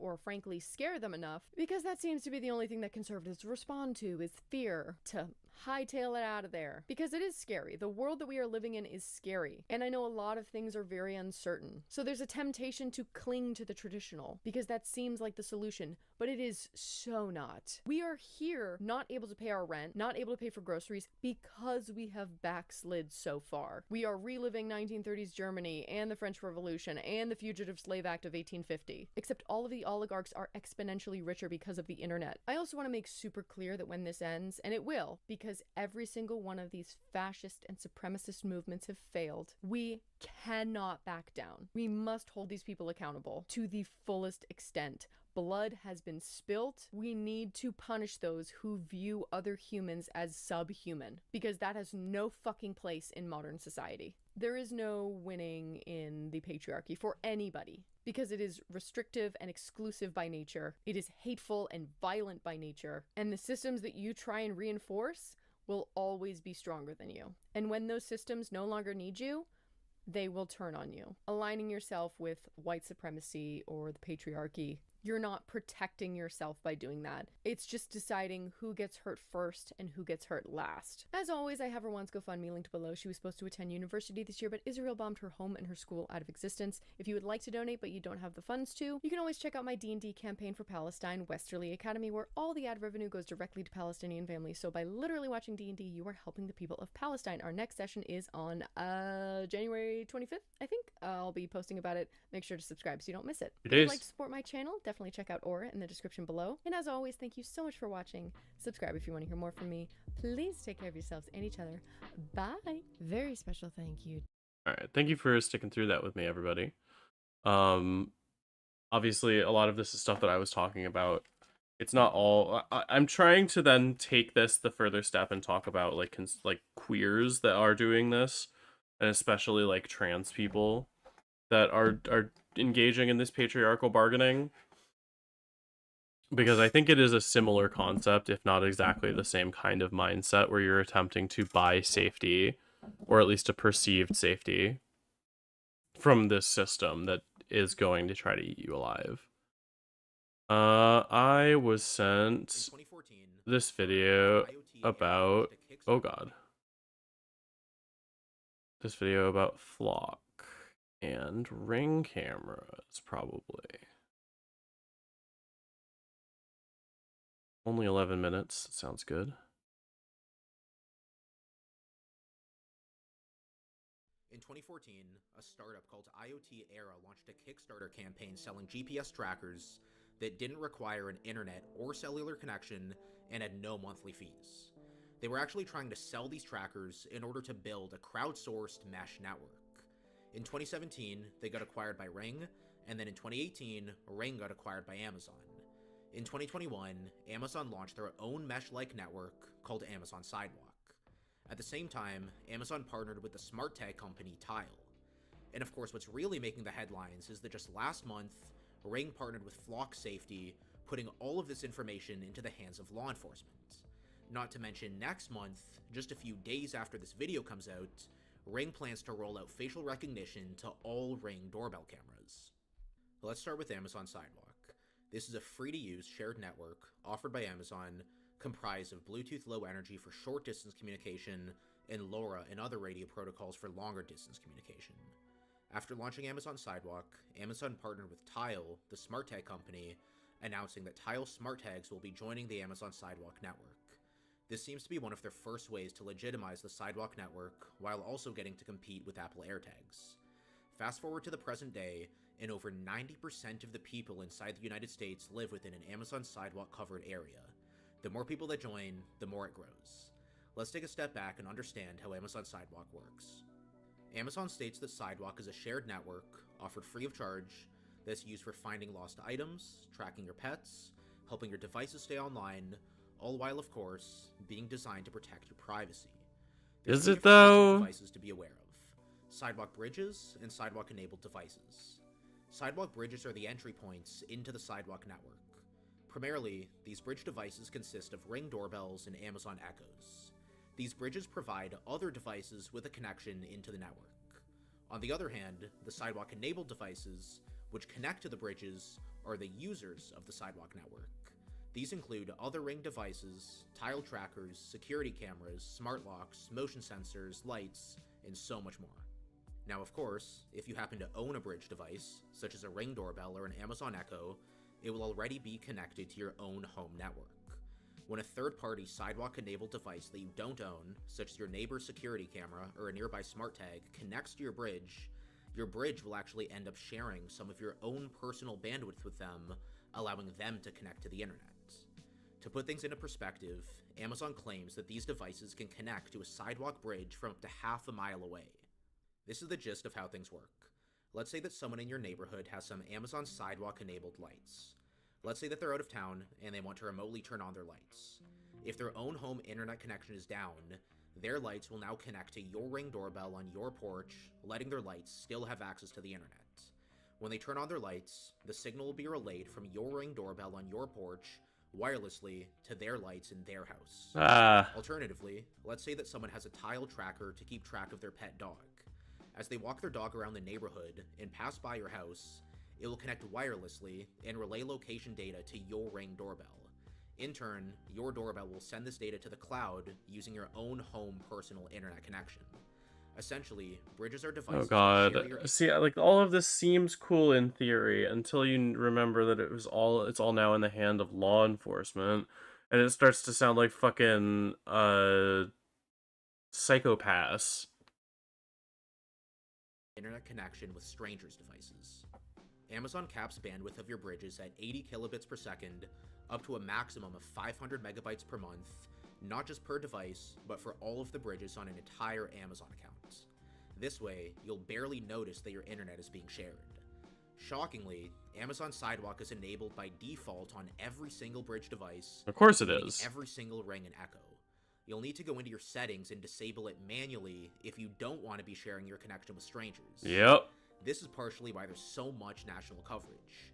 How many Ring or Alexa users do you know that are aware of the fact that they're running Amazon Sidewalk nodes? How many of them do you think actually toggle this setting off? I would imagine that anyone that would think to toggle this off probably wouldn't be buying an Alexa in the first place. Now, of course, it's not as if anyone can just use your internet connection for any arbitrary purpose. Only devices authorized by Amazon are allowed to connect to the Amazon Sidewalk network. That being said, they actually have a service called SDS, or Sidewalk Developer Service. Developers and third-party companies can get approved by Amazon and given an SDK along with other equipment in order to create their own products that will become users of the Sidewalk network. If a bad actor were to get a hold of this ability, or if a legitimate developer just had subpar security practices, I'm not yet sure how severe the consequences would be. I would imagine that it would be far easier to exploit a third-party device with Amazon Sidewalk approval than an official Amazon device. Now at this point, you might be wondering, surely I'll at least be able to see how many devices are connecting to my bridges and using my home internet connection, right? But of course, due to privacy policy, Amazon will not let you see any details on how many devices are connecting to your bridges, and on the flip side, will not let Sidewalk-enabled devices see details on the bridges that they're connecting to. Oh, awesome. Just last month, Ring announced a partnership with Flock. Yeah, you don't need to know. You don't need to know anything. You don't need to own anything, and you don't need to know anything. Headlines. We already know that Flock is building a network of AI and license plate recognition enabled cameras that build graphs on how we travel. Flock works with law enforcement and will release data on demand without requiring a warrant. Insane. Flock is just getting started, and according to some sources, already has over 80,000 cameras across the United States, sharing data with over 5,000 different organizations, consisting of both law enforcement agencies and corporations. At the moment, these cameras scan 20 billion license plates per month in the US. Awesome. Ring has now rolled out a new feature called Community Request. This gives law enforcement a direct line to request footage from your personal Ring camera. Due to the partnership with Flock, public safety agencies, as they call them, directly through... No, I think that, like, again, it's paranoia maybe, but like like, this is all real. Like, all of this surveillance that's happening is all real. I'm really grateful, like, 'cause I'm not fucking smart enough to figure all of this shit out. I'm really grateful to be like, my partner is a software developer who cares about privacy and safety and has put a lot of effort into making sure that her networks and her, like, you know, home enabled stuff, all of it is on her personal server. She tries to use open source tools as much as she can. Like, I am really grateful to be able to, like, pick her brain and learn a lot about this stuff. She's actually the one that sent me this video. The Flock platform will be able to send these community requests to individual Ring users requesting that footage be shared with them. Imagine this. Law enforcement is investigating an individual. They use Flock's massive network of cameras to track their vehicle movements and find that they parked on the street somewhere. Now, through this partnership, they're able to send push notifications to all of the residents on that specific street, right outside where they parked, requesting that they share their Ring footage with them, so they can now continue to surveil this individual as they get out of their car and walk up the street. The level of surveillance that this partnership allows might already be unsettling to some, and we don't even know the full extent of this and what other organizations might join in on this partnership going forward. At the moment, this footage sharing feature is completely optional. They claim that if you decline the request, no footage will be shared. In fact, they say that you can even disable these notifications altogether. But of course, down the road, who knows what updates will be made to their terms of service, and what functionality might move into an opt-out rather than an opt-in, similar to how the entirety of Amazon Sidewalk is opt-out as a whole. I wonder how many people are unaware that 90% of their own country's population resides in an Amazon Sidewalk covered area just because they wanted to be able to add something to their shopping list more easily. A reporter actually signed up for this Amazon Sidewalk developer kit and received what they call a coverage testing device that pings Amazon Sidewalk for coverage. This reporter went on a 40-mile drive through a national forest in South Carolina and observed sidewalk connectivity the whole way. This is surprising, since Amazon Sidewalk isn't a pure mesh network. As far as I can tell, Sidewalk-enabled devices need to directly connect to a bridge with an internet connection, meaning bridges don't freely route traffic between each other. Since these systems are so new, we're starting to see some interesting cases emerge. Just 2 weeks ago, a judge in Washington state ruled that the photos that these Flock cameras take are public record. As you would imagine, cities and police departments are fighting to get this overturned. Jesus. Would you rather have your complete vehicular location history only be visible to law enforcement, or to anyone, including civilian stalkers? And of course, there's no shortage of other scandals and related incidents. Awesome. We're not even going to get into the fact that just a few weeks ago, New York City had a lawsuit filed against them by the Surveillance Technology Oversight Project, known as STOP, for their use of what they call the Domain Awareness System, something they claim is one of the largest surveillance networks in the world. This surveillance system was jointly developed by the New York Police Department and Microsoft. This is basically Flock, but for building profiles on individual people. We're also starting to see startups like Clearview AI, which scan people's social media profiles, and then use that to track you in public. Jesus Christ. Over 20 billion photos from the internet at this point, and of course, are working with law enforcement. The NYPD claims that they don't have a contract with, and they're all Clearview just AI, feeding it all into AI sources say that too. they're getting around this by opening up a large amount of trial accounts. Like, all of this information is going to be fed into AI tools, which then is going to make it public access anyway. Like, all of this shit is, like, all of your information is out there. There's no such thing as privacy anymore. Everybody knows everything about you. They know all of your search history. They know all of the weird things that you jerk your peanuts to. Like, there is nothing that is sacred anymore. They know where you are. Either way, this is a story for another day. In the meantime, there's actually civilian-run crowdsourced websites, like dflock.me, that are building a map of Flock camera locations. You can check out all of the reported flock cameras in your area, and even contribute to the project, adding cameras to the map that aren't already there. To close out, Ring announced that they'll be rolling out facial recognition to all of the Ring doorbell cameras next month in December 2025.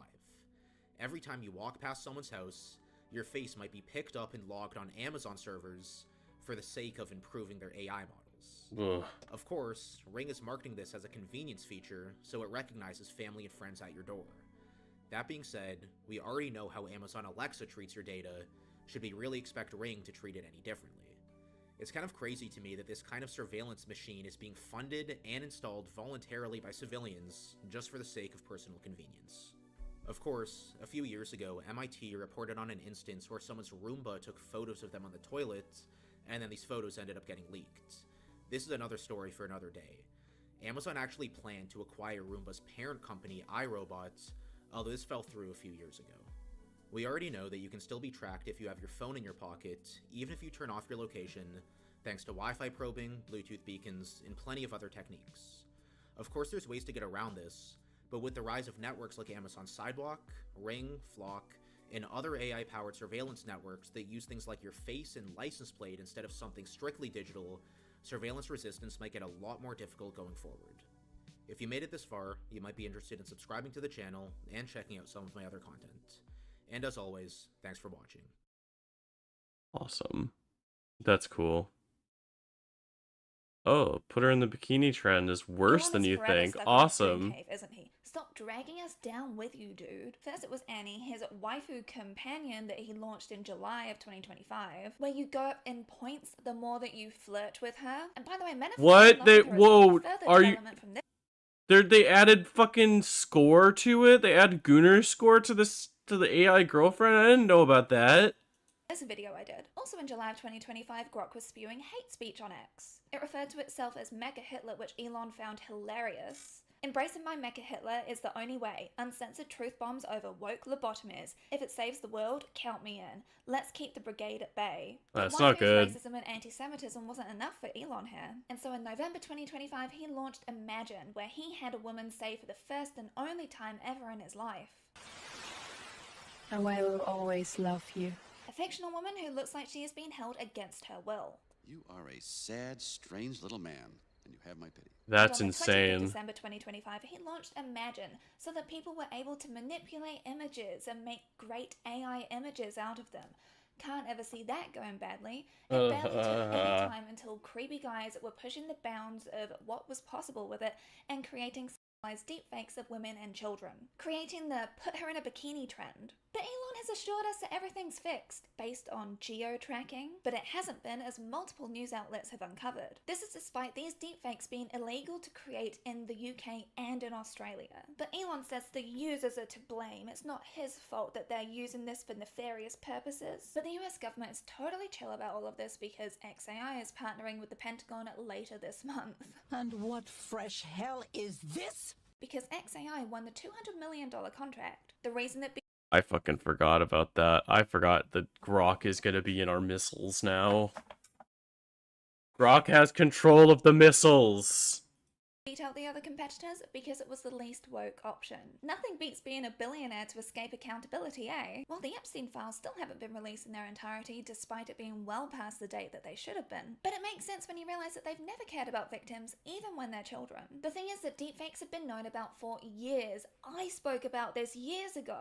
Women like the incredible Noelle Martin, who was pivotal in changing Australia's laws about this, have been fighting for change for years on this. This study from 2021 even laid out how laws can be tackled around deepfakes in Europe, which could be applied to multiple countries. And I just have to say, but if legality is your barometer for morality, mate, you need to do some serious self-reflection, otherwise... I agree with that one. I agree with that one for sure. People are so ready to conflate legality and morality. Like, that's fucked up to me.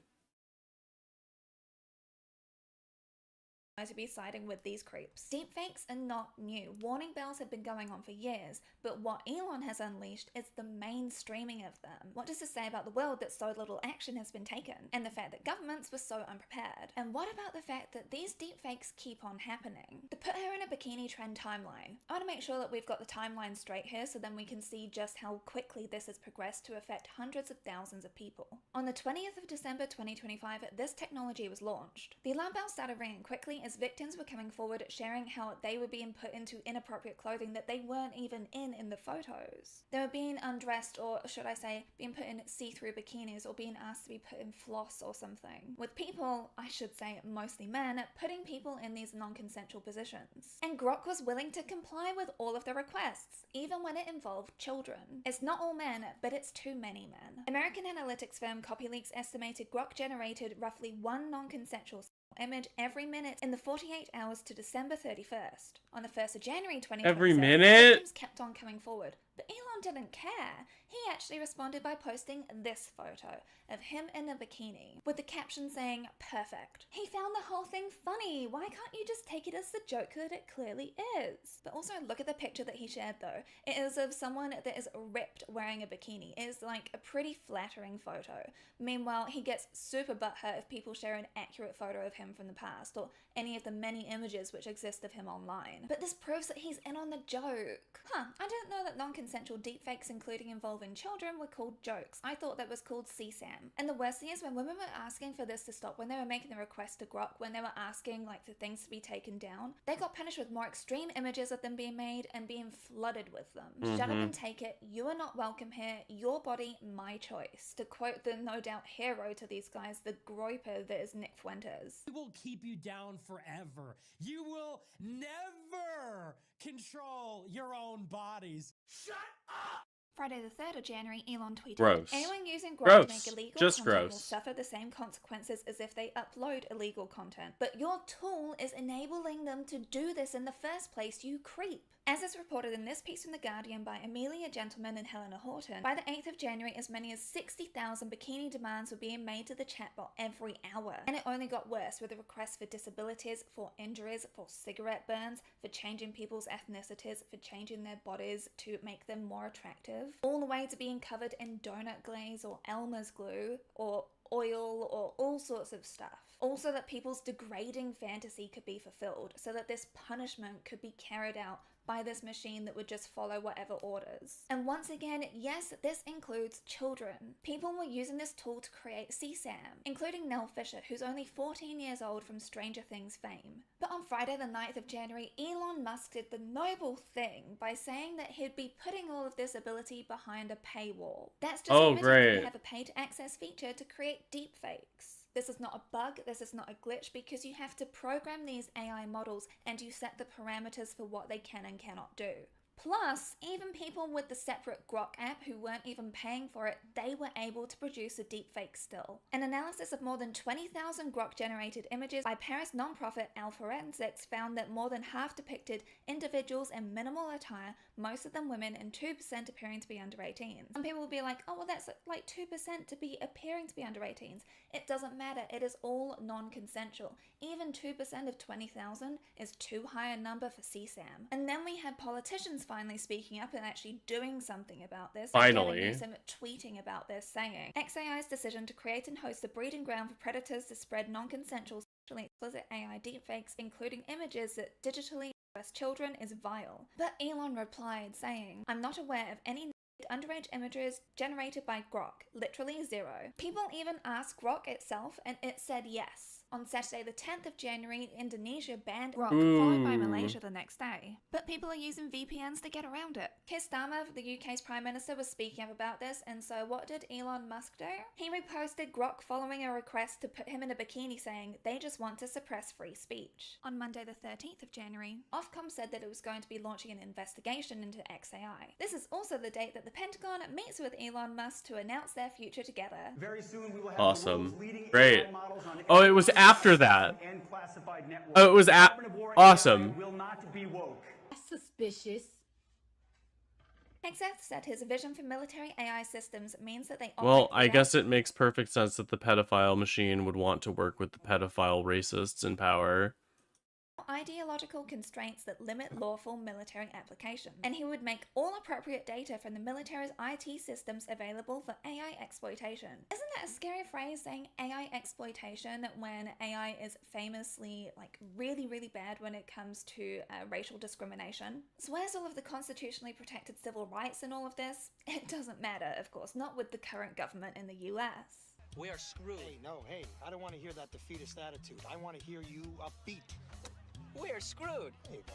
I don't think people quite realize how much of a big red flag this is, and you may forget, but in May, Trump and Elon Musk had a big fallout over the big beautiful bill because Elon wasn't standing for it, he didn't believe in it, and he went on this whole massive Twitter tirade where he said, time to drop the really big bomb, Trump is in the Epstein files. His stock dropped, his friendship with the president was over, he wasn't going to be selling his cars in front of the White House anymore. And guess who made back up as best friends? This is where we get Elon Musk and Donald Trump meeting at Charlie Kirk's memorial service. And Elon tries to frame this as, for Charlie, that was what caused their reconciliation. No, he just wanted to get the business. So there you go, folks. He's never cared about the fact that Donald Trump is a predator or may have done all sorts of heinous things. He only ever brought up the crimes because he thought that he'd get people on his side. But he's perfectly comfortable to work with him. Absolutely. No problem with his old friend Trump. Once again, as we can see from everything that is constantly happening, again, victims don't... the victims don't matter, but on top of that too, it's like they're all protecting each other. The elites will always side with themselves. They will never, ever actually give a shit about exploitation of the underclass because they don't treat us as human. They don't think we're people. Won't matter, even if they're children. Tuesday, 14th of January. France's Commissioner for Children, Sarah El-Hadi, said on Tuesday she had referred Grok's generated images to French prosecutors, the Arcom media regulator, and the European Union. Why is it always the people that want to do the most heinous, brutal, worst things always want to defend free speech the most? And then Keir Starmer, the UK's Prime Minister, said, X would lose the right to self-regulate. If X cannot control Grok, we will. That same day, the Senate unanimously passed a bill that would allow victims to sue the creators of non-consensual, sexually explicit deepfakes for a minimum of $150,000. Sounds like great news, right? However, that's probably not even applicable to XAI. And last year, Congress passed the Take It Down Act, which outlaws both real and computer-generated non-consensual intimate imagery. Platforms will be required to implement a process to remove non-consensual intimate images within 48 hours by May of this year. So maybe in May this year we'll see a bit of a difference, but I don't really know about that. The thing is that the onus is still on victims to be traumatized and then go through the entire grueling reporting process. The ability to create these images isn't stopped to begin with. It's all pushing the responsibility onto women again. Pushing the responsibility onto the women to have to see this, it just shouldn't be able to do this in the first place. This should never have been a machine that was invented. We should never have created the machine that takes people's clothes off and covers them in cum. That is not okay. We should not be doing that. Back in my day, if you wanted to be a weird creep like Shadman, you had to actually learn how to draw, but now you can just do it on fucking Grok.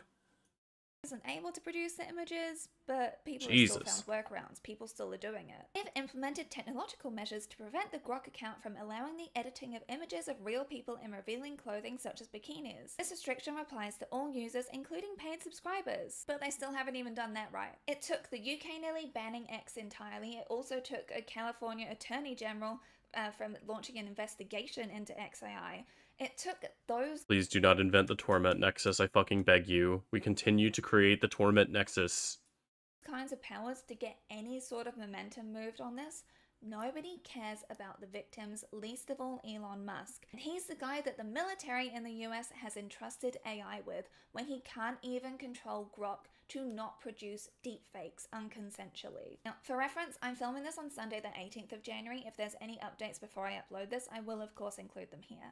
I think dealing with a global borderless issue and tech companies that might be hostile is going to prove the harder challenge rather than just implementing any laws. So let's talk about the reaction and inaction. I keep seeing people, especially women, fall into one of two camps about this. One, that men are the problem because they're the ones that are making the request to begin with. Two, that Grok is programmed to be able to do this, so that's the real evil. When really, we know it's both, and a secret third option. That laws are not baked in to protect us because billionaires have been prioritized time and time again by pretty much all parties. And the legal system takes forever to catch up with technological changes. And when we're really honest with ourselves, that women and children's safety honestly doesn't matter all that much when people like Epstein and the people around Epstein were able to get away with what they did for such a long time. And honestly still are able to get away with it. Elon, as said earlier, is still blaming the users. What? I just made a toy that could do evil. I didn't tell people to do evil with it. I just joked about it constantly and keep on DMing women, see if they want to have. This is like you know the like I have become death Oppenheimer line. Well, like this is like if fucking Oppenheimer saw the nuke go off and was like, man, that's really fucking cool.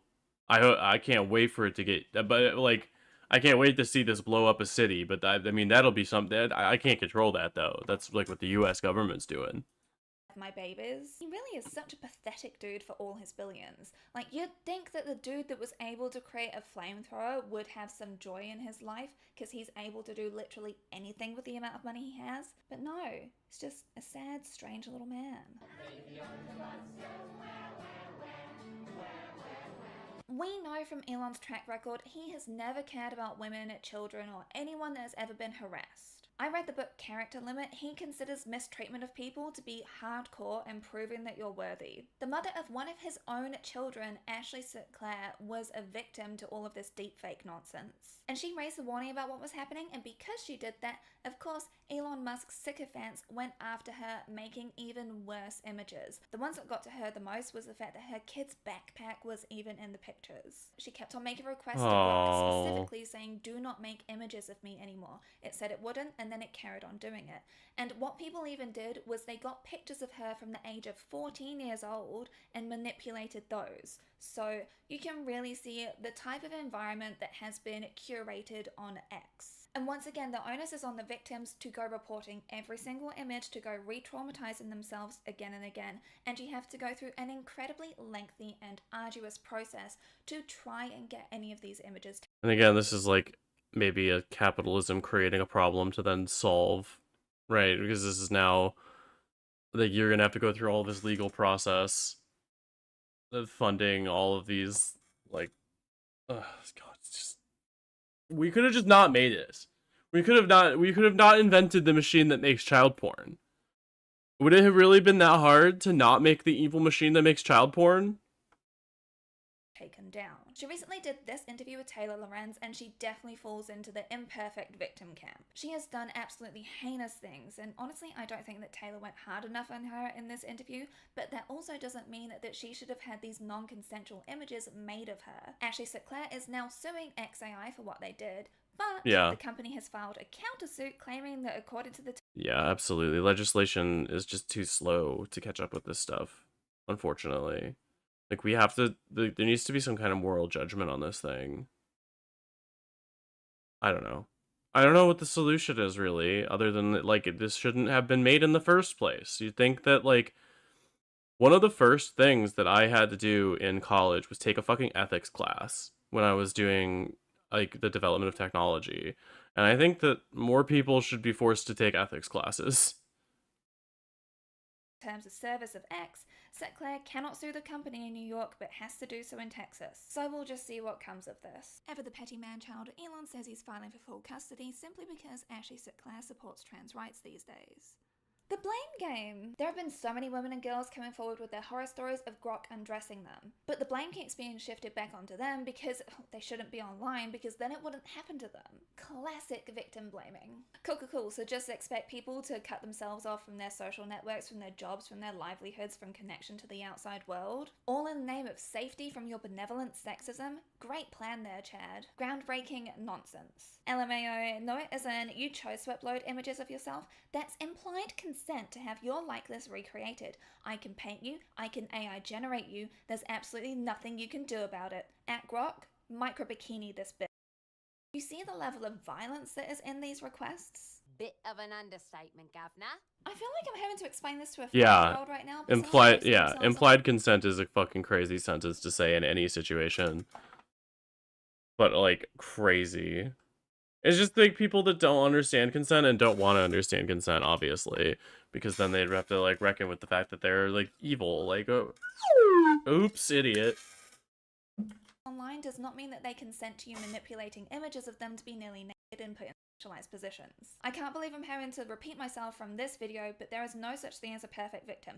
It doesn't matter what somebody is wearing, it doesn't matter what someone's doing, it doesn't matter if they've been drinking or haven't been drinking, it doesn't matter what their hobbies are, it doesn't matter if they're in a relationship, it also doesn't matter if they have an OF account. That does not mean that anything that they post online, they are allowing you to manipulate into these deepfakes. No, they consented to what they post online with their own agency. That's the key problem here though, isn't it? Because they're allowed to post provocative pictures or whatever pictures of themselves that they like online. It's the agency. It's done in a way that they have control over.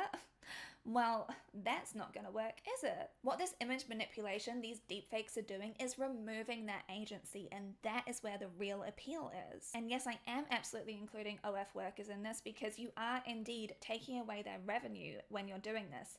And that's another part of the appeal. That's where the thrill comes. You're taking something that you haven't asked for. You are ruining someone's self-employment. It's power. It's a power thing. It's all about sexism in general. Is about stripping women of their power and autonomy, and it's really gross. It's really gross. It's like it's this active desire to just hurt women because it gives you a sense of power over them, and that's really fucked up. If you are the kind of person that like gets off on that, I think that's bad. I mean, not that like okay, not that power dynamics are bad, right? Because power dynamics can be consensually entered into, but like the idea that you are non-consensually taking away someone's power and agency out like that, you can't just do that to people. It's extremely unethical.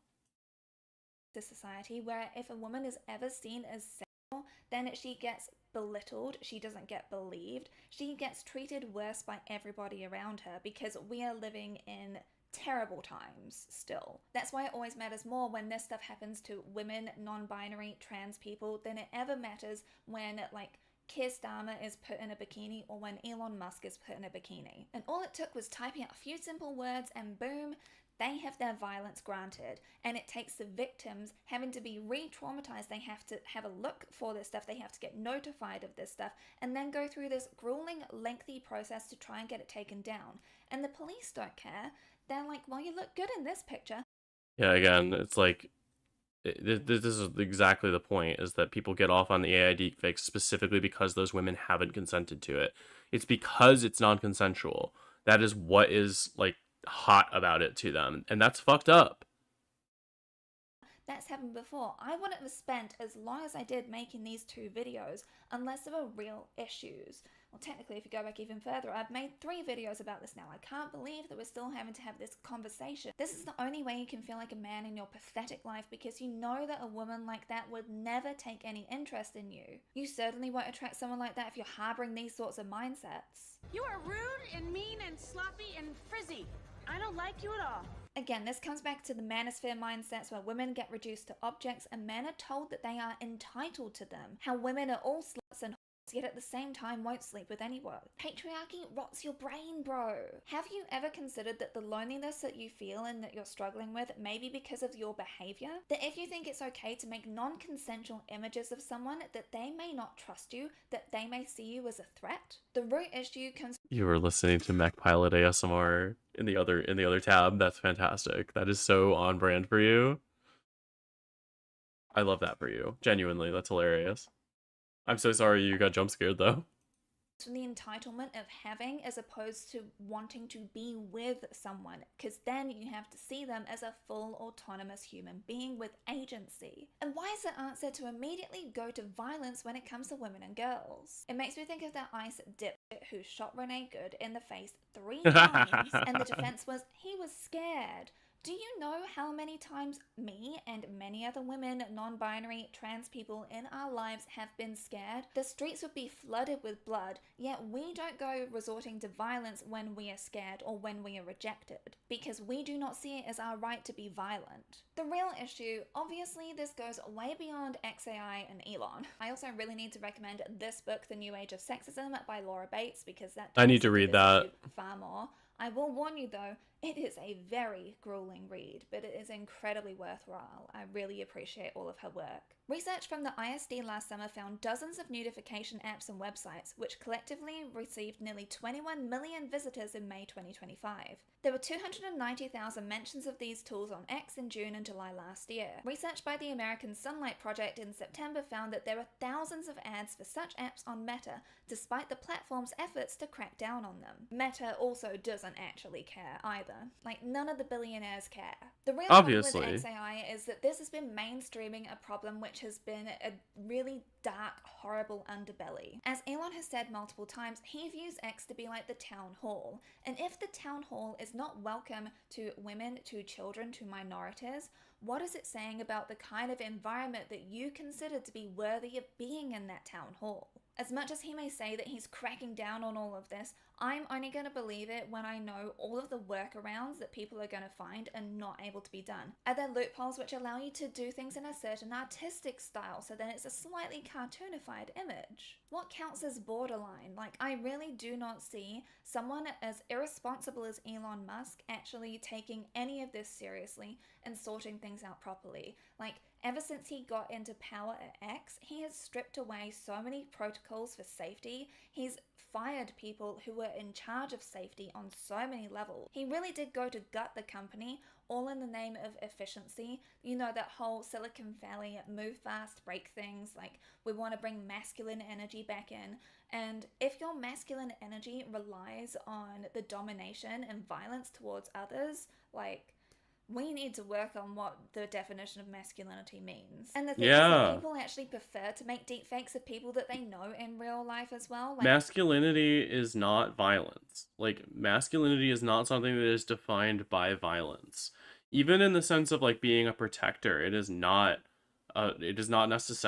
necessitate violence. And it especially doesn't necessitate like physical violence, especially killing. there is a real appeal to that. Since discovering Grok AI, regular porn doesn't do it for me anymore. It just sounds absurd now. If I want a really specific person, yes. And then this guy chimed in. I like it a lot more because it's victimless, basically. It's practically guilt-free. What? In this sleazy world of real porn is tied to human trafficking, drug addiction, and exploitation. There's often that undercurrent of ick. That's insane. And there's such a thing as ethical, bro. Oh my god, pay for it. You don't want to be with a person, you want an object. You want a puppet that will obey your every whim. Oh, it's kind of dude. like we've become so used to fucking mental convenience and being gymnastics. catered to by technology all around us that we see humans as being inconvenient for the fact that they've got free will. And that is truly dystopian to me. And the whole, like, it's fake, so it's fine mindset still really sticks around because people think that whatever happens online isn't real, which also really helps people to dehumanize each other a lot more, which only works better for billionaires and for the military-industrial complex and for allowing all of these atrocities by ICE, by the police, by so many forces to be able to actually brutalize people because you're like, it's just online, so it's fine. You're not actually dealing with it in real life. You get so used to dehumanizing people and to justify that dehumanization. And also, your fantasy football is fake, but that doesn't stop guys from breaking things if their player or team doesn't win. That also doesn't stop the domestic violence spikes that happen around sports games. Yeah, another grim truth for you there. Sure, AI is fake, but it's made up of real things. It's made up of real water that it requires so much of to be able to create all of this slop that we see around us. It's hiking the electricity bills of people who have the data centers put in their state. It's poisoning the places that people live in. It's all trained on real people, real art,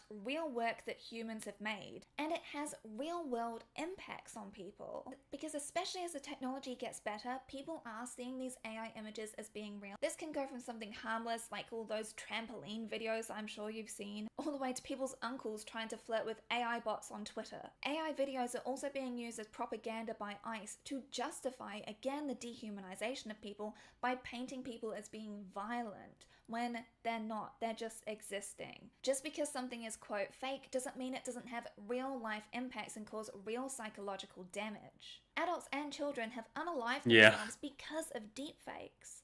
There are real world impacts to your actions, and trying to be like, oh, well, it's fake, so it doesn't matter. No, the stuff that happens online does matter. Just because you're not physically going up to someone, grabbing them and them, doesn't mean that the violence isn't still real. And it's a growing issue. Claire McGlynn, a law professor and expert in violence against women and girls from Durham University, says that she feared things would only get worse. OpenAI announced last November it was going to allow erotica in ChatGPT. What has happened on X shows that any new technology is used to abuse and harass women and girls. What is it that we're going to see then on ChatGPT? Women and girls are far more reluctant to use AI. This should be no surprise to any of us. Women don't see it as exciting new technology, but as simply new ways to harass and abuse us, to try and push us offline. And this is the thing, right? It's all done to make us feel not safe anywhere. Oh, you can't go outside because men will be violent towards you there. They'll blame you for whatever you're wearing. You're a victim even in your own home if you're in a relationship with a man because you were asking for it then.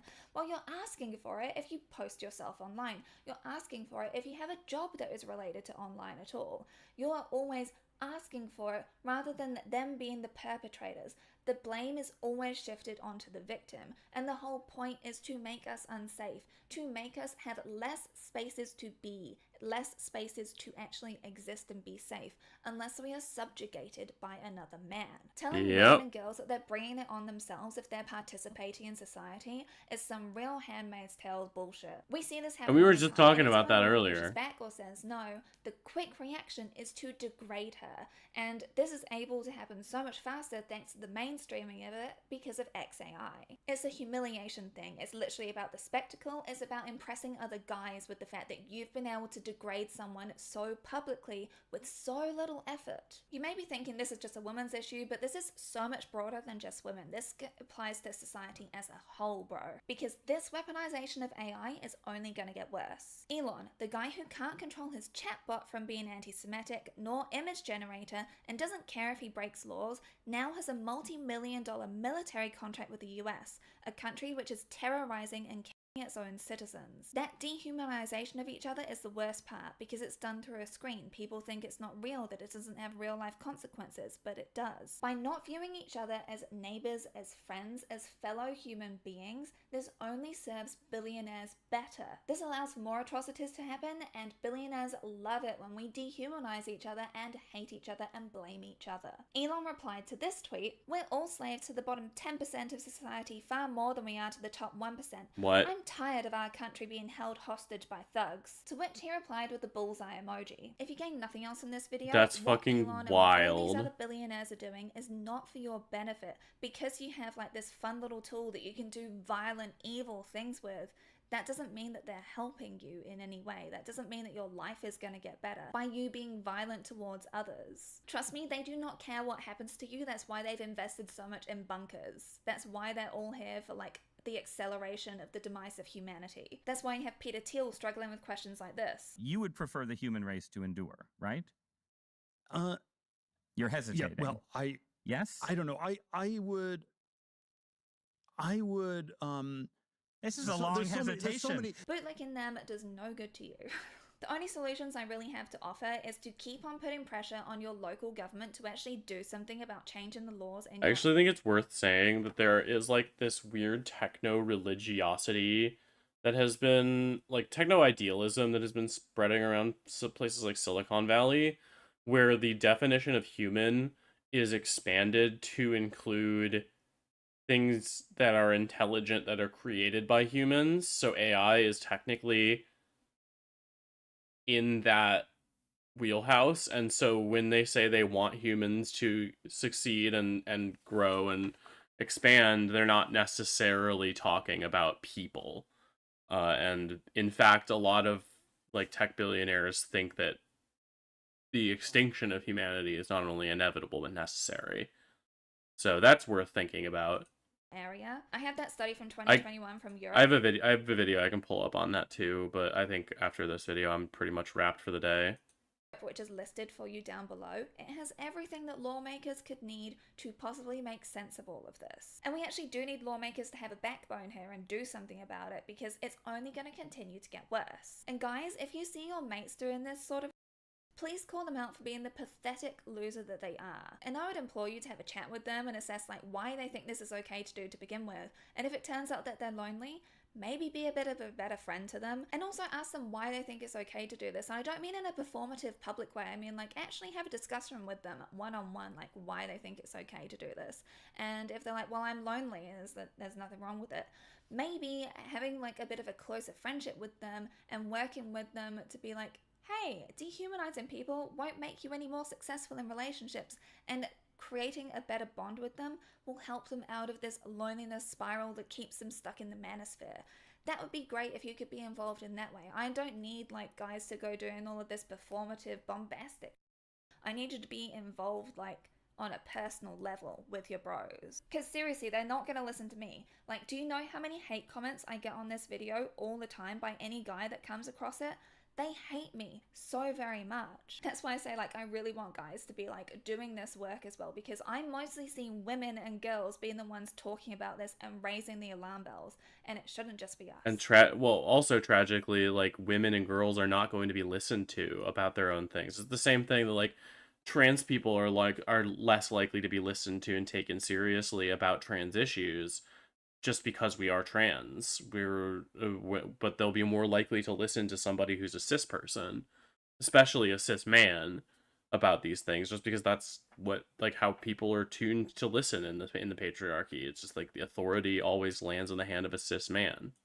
If you made it all the way to the end of this video, thank you so very much. I really do appreciate it. It makes a big difference on my YouTube reach. Do you remember 3 years ago when Elon Musk tweeted, "Should I step down as head of Twitter? I will abide by the results of this poll." And he got a majority vote of yes, and he still didn't step down. Wouldn't the world be a much nicer place if he actually stuck to his word? If you did make it all the way to the end of this video, you don't know what else to say, please leave the rocket emoji, because he owns SpaceX, right? And like, remember when he wanted to colonize Mars and was like really fixated on like going far away from here? I would love it if he would just like put all of his focus and all of his energy back onto that instead, because I think the world would be a lot happier for it. He can go be a sad, strange little man over there by himself. Thank you very much. Massive thank you to my patrons who are the ones that voted for this video topic, and especially to my top tier Trash Panda enablers: Alyssa, Anna, Anna Marie, All right, friends. Baguette, Caroline, and Violet. Thank you so much for sticking with me on that. All of these are things that I am taking notes on, and just stuff I've been rotating in my head. We're working on essays. I have a lot of things that I've written and will continue to write. But for today, that is going to do it for us. I hope everybody's having a really good day. Happy Friday, happy weekend. Again, if you're somewhere near the polar storm, you know, take care of yourself. Try not to freeze. I know it's pretty fucking cold out there. But for now, let's see if we can find somebody to raid. How about... Yeah, no problem. Happy to jump in. We still need a Robin.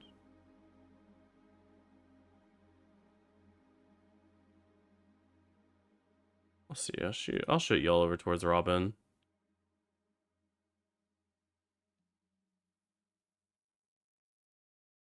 Alright, Mellows. It looks like she's playing Brawl. Go say hi for me.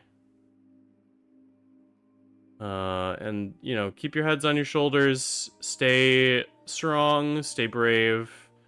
I know things are a little bit scary out there, but I promise things will get better if we all stick together and we all work hard to make sure that the world is a good place.